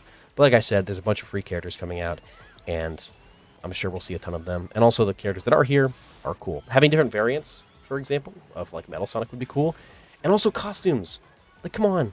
This isn't a fighting game. You don't need to, like, have super recognizable silhouettes. Just let my characters dress up in cute little costumes. Let me put a cute clothes on Amy, or badass, like, let me dress up Knuckles with all of his power-ups from Sonic Adventure 2. Like, please. It would just be cool. Like, even as DLC, I don't care. I'll take it. Like, make me pay fucking $10 for a costume pack. I don't care. I know a lot of people would be mad at that, but I'm a Sonic consumer. I will pay the money. I want to make my game look cool. There's a reason why so many of the mods are costume based. You know what I mean? Like, please, just let me do it. On that note, you could have if you don't add classic Sonic, add a skin for Sonic that makes him classic Sonic, or that makes him like Saturn Sonic R Sonic. Add the fucking Tails doll. Like, these would all be so cool to see in the game.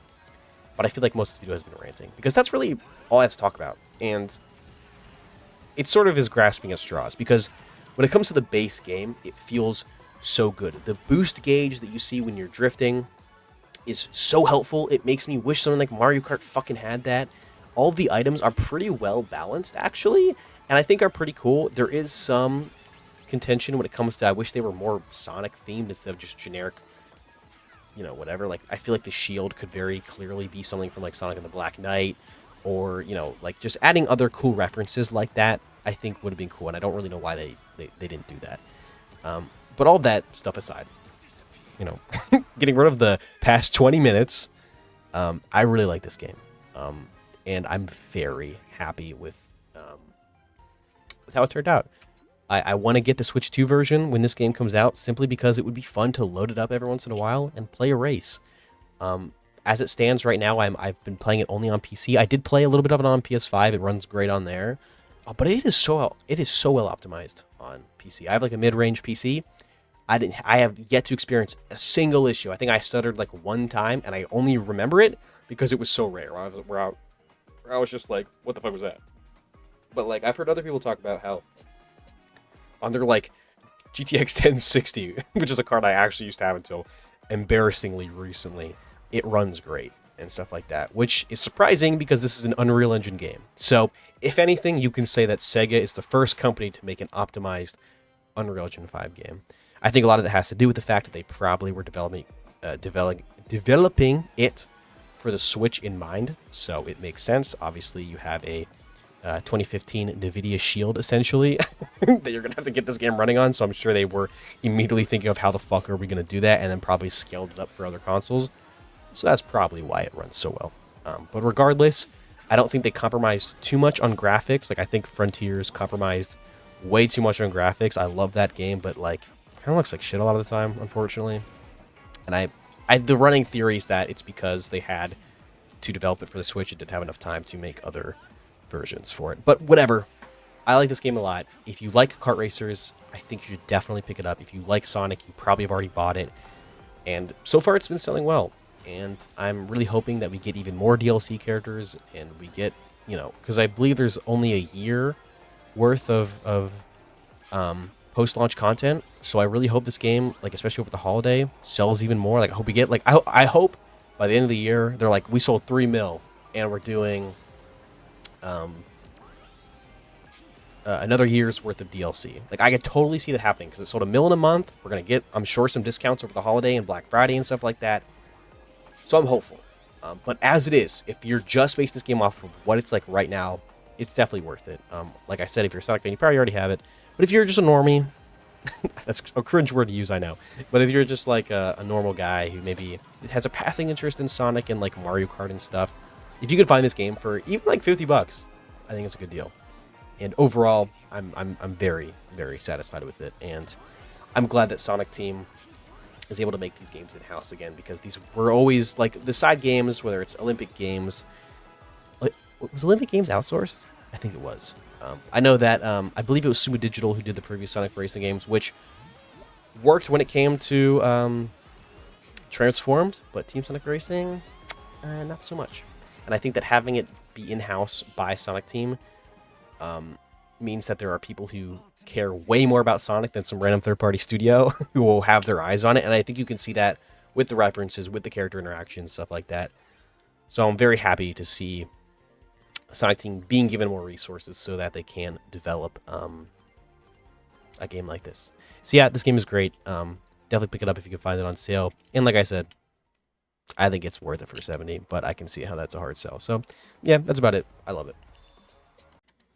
All right, so a couple days ago I beat Rugrats Adventures in Gameland. This is a really weird game that I decided to play. The game itself isn't very weird. I mean, I guess it is, but the fact that I'm playing it is weird because I don't care at all about Rugrats. I've never watched it. But I remember this game was on my radar for a while just because I was following the development of it. It being a legit NES game that's essentially running through an emulator.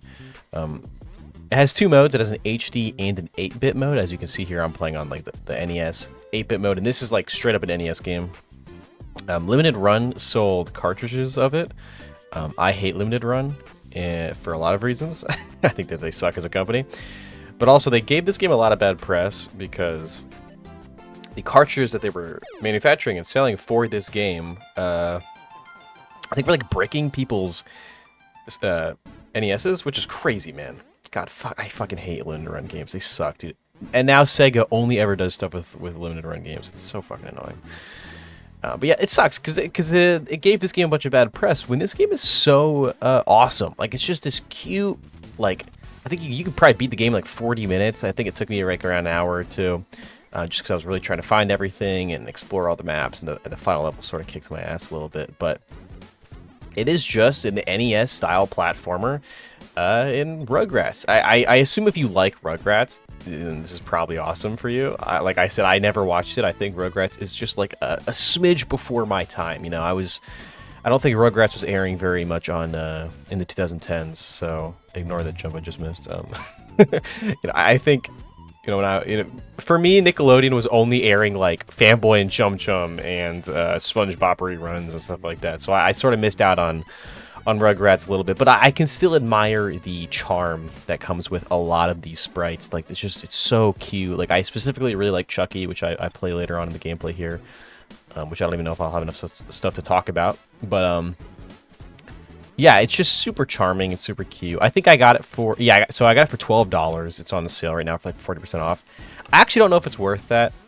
It's just such a short, small little game that this is like a $5 game. Like, if you can find this game, like, I'm sure in a year it'll probably be on sale for even more or something like that. And if you can find it for like $5, I would say this is an instant pickup if you like 2D platformers. Like, it's just such a nice little time. I was playing this. I played this all on my Switch too, which is funny. Because, I got this brand new console, and instead of playing Mario Kart or, Cyberpunk or something like that, I'm playing Rugrats. So, yeah. The HD music is so good. So, like I said, you can choose between HD and 8-bit graphics. And you can also do the same with the music. And you can sort of choose which one you want over the other. So, like, I have 8-bit gameplay, but I have HD music. And the HD music is like absurdly good, dude. Just Google the soundtrack and listen to like the boss themes, and specifically like the what is it called? I forget what the level's called. It's called like Jungle something, but it's like when you're in the backyard of the house. It is just so good, man. Like, the fact that this is a Rugrats game is so weird to me, just because like this could be like you could teleport me back in time. This would just be like an awesome NES game. Obviously, platformers, especially just small indie platformers, are like my jam. Like, that might be my favorite genre of games, and this just fits so neatly in there for me. So even though I don't know anything about Rugrats, this just fits real perfectly in my rotation of games that I'm playing. So yeah. Also, I like playing. It's like obviously I'm playing Yakuza, and I'm playing now with the Switch 2. I'm sort of revisiting Cyberpunk and stuff like that. And when I'm playing these large RPGs or just long games in general, I like having something like this that is just nice and small, and that I can sort of just play without thinking, just have a good time, just pure vibes. I don't have to like follow a narrative. I don't have to do anything like that. That's what I love these games for. Like last year, I played like Super Meat Boy and BZZT, like just awesome little games that you can sort of just zone out to and relax to. Because while I love my Cyberpunks and my Yakuzas, sometimes those games can get a little tiring. Having to follow these long storylines and keep track of all the sub stories and side quests and stuff. But yeah, short video, not really all I have to say. This game is pretty short. It's on sale right now. I think it's on sale for like another day or two. I would say probably wait unless you're a huge Rugrats fan. If you're a huge Rugrats fan, obviously you probably already know about this, and I would say go pick it up.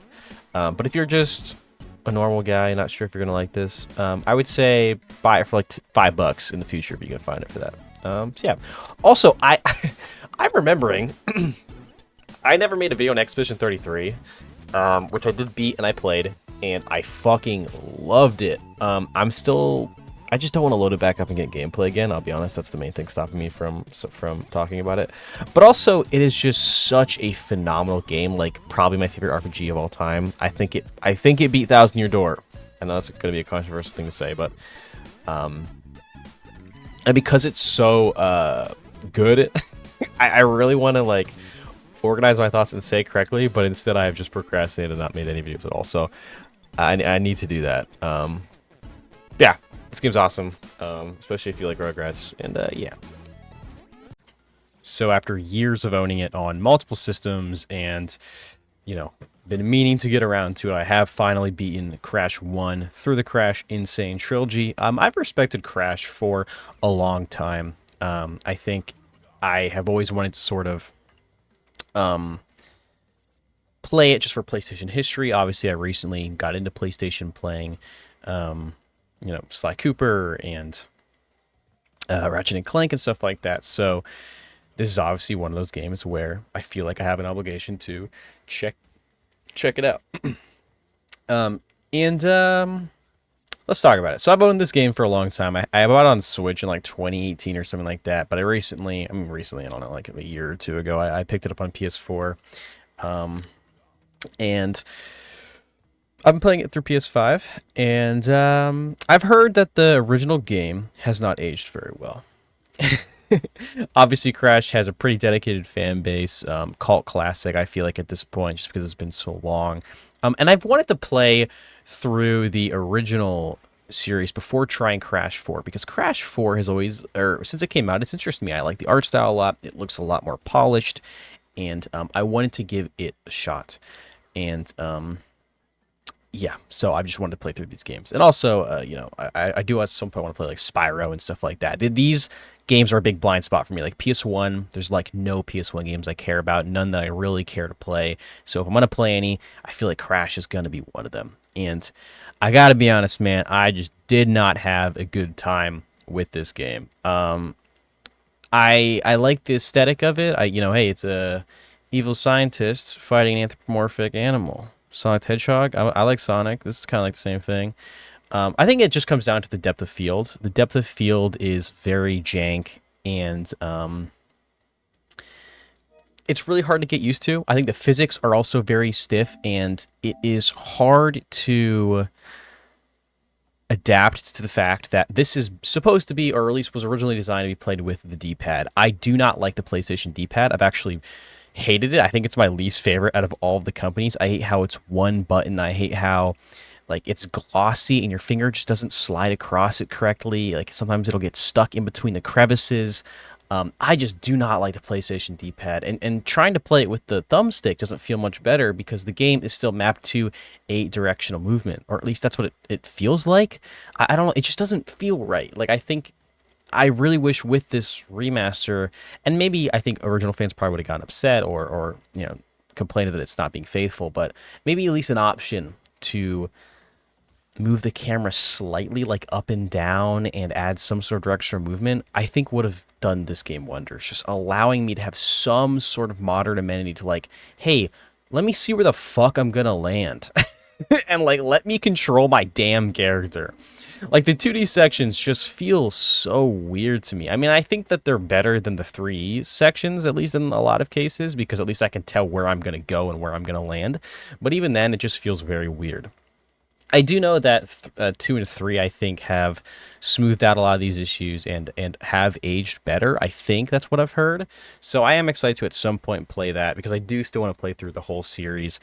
And I'm just glad I got this game out of the way. I can say I've played Crash Bandicoot. You know, I've at least played one of the games. I've got it off my list. I at least have some sort of idea of what this is going to be about and how it is and stuff like that. And yeah, I think my only other disappointing thing was I just didn't really care for the music.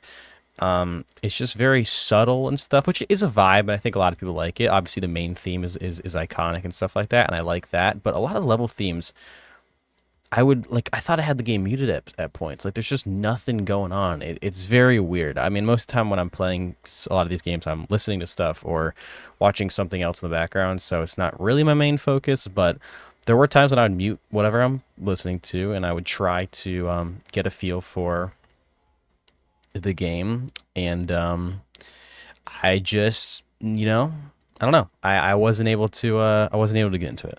But yeah, I'm excited to at least play the future games, especially like Crash 4 and stuff. I might also try like the racing game, the remastered one, because that I've heard is really good as well.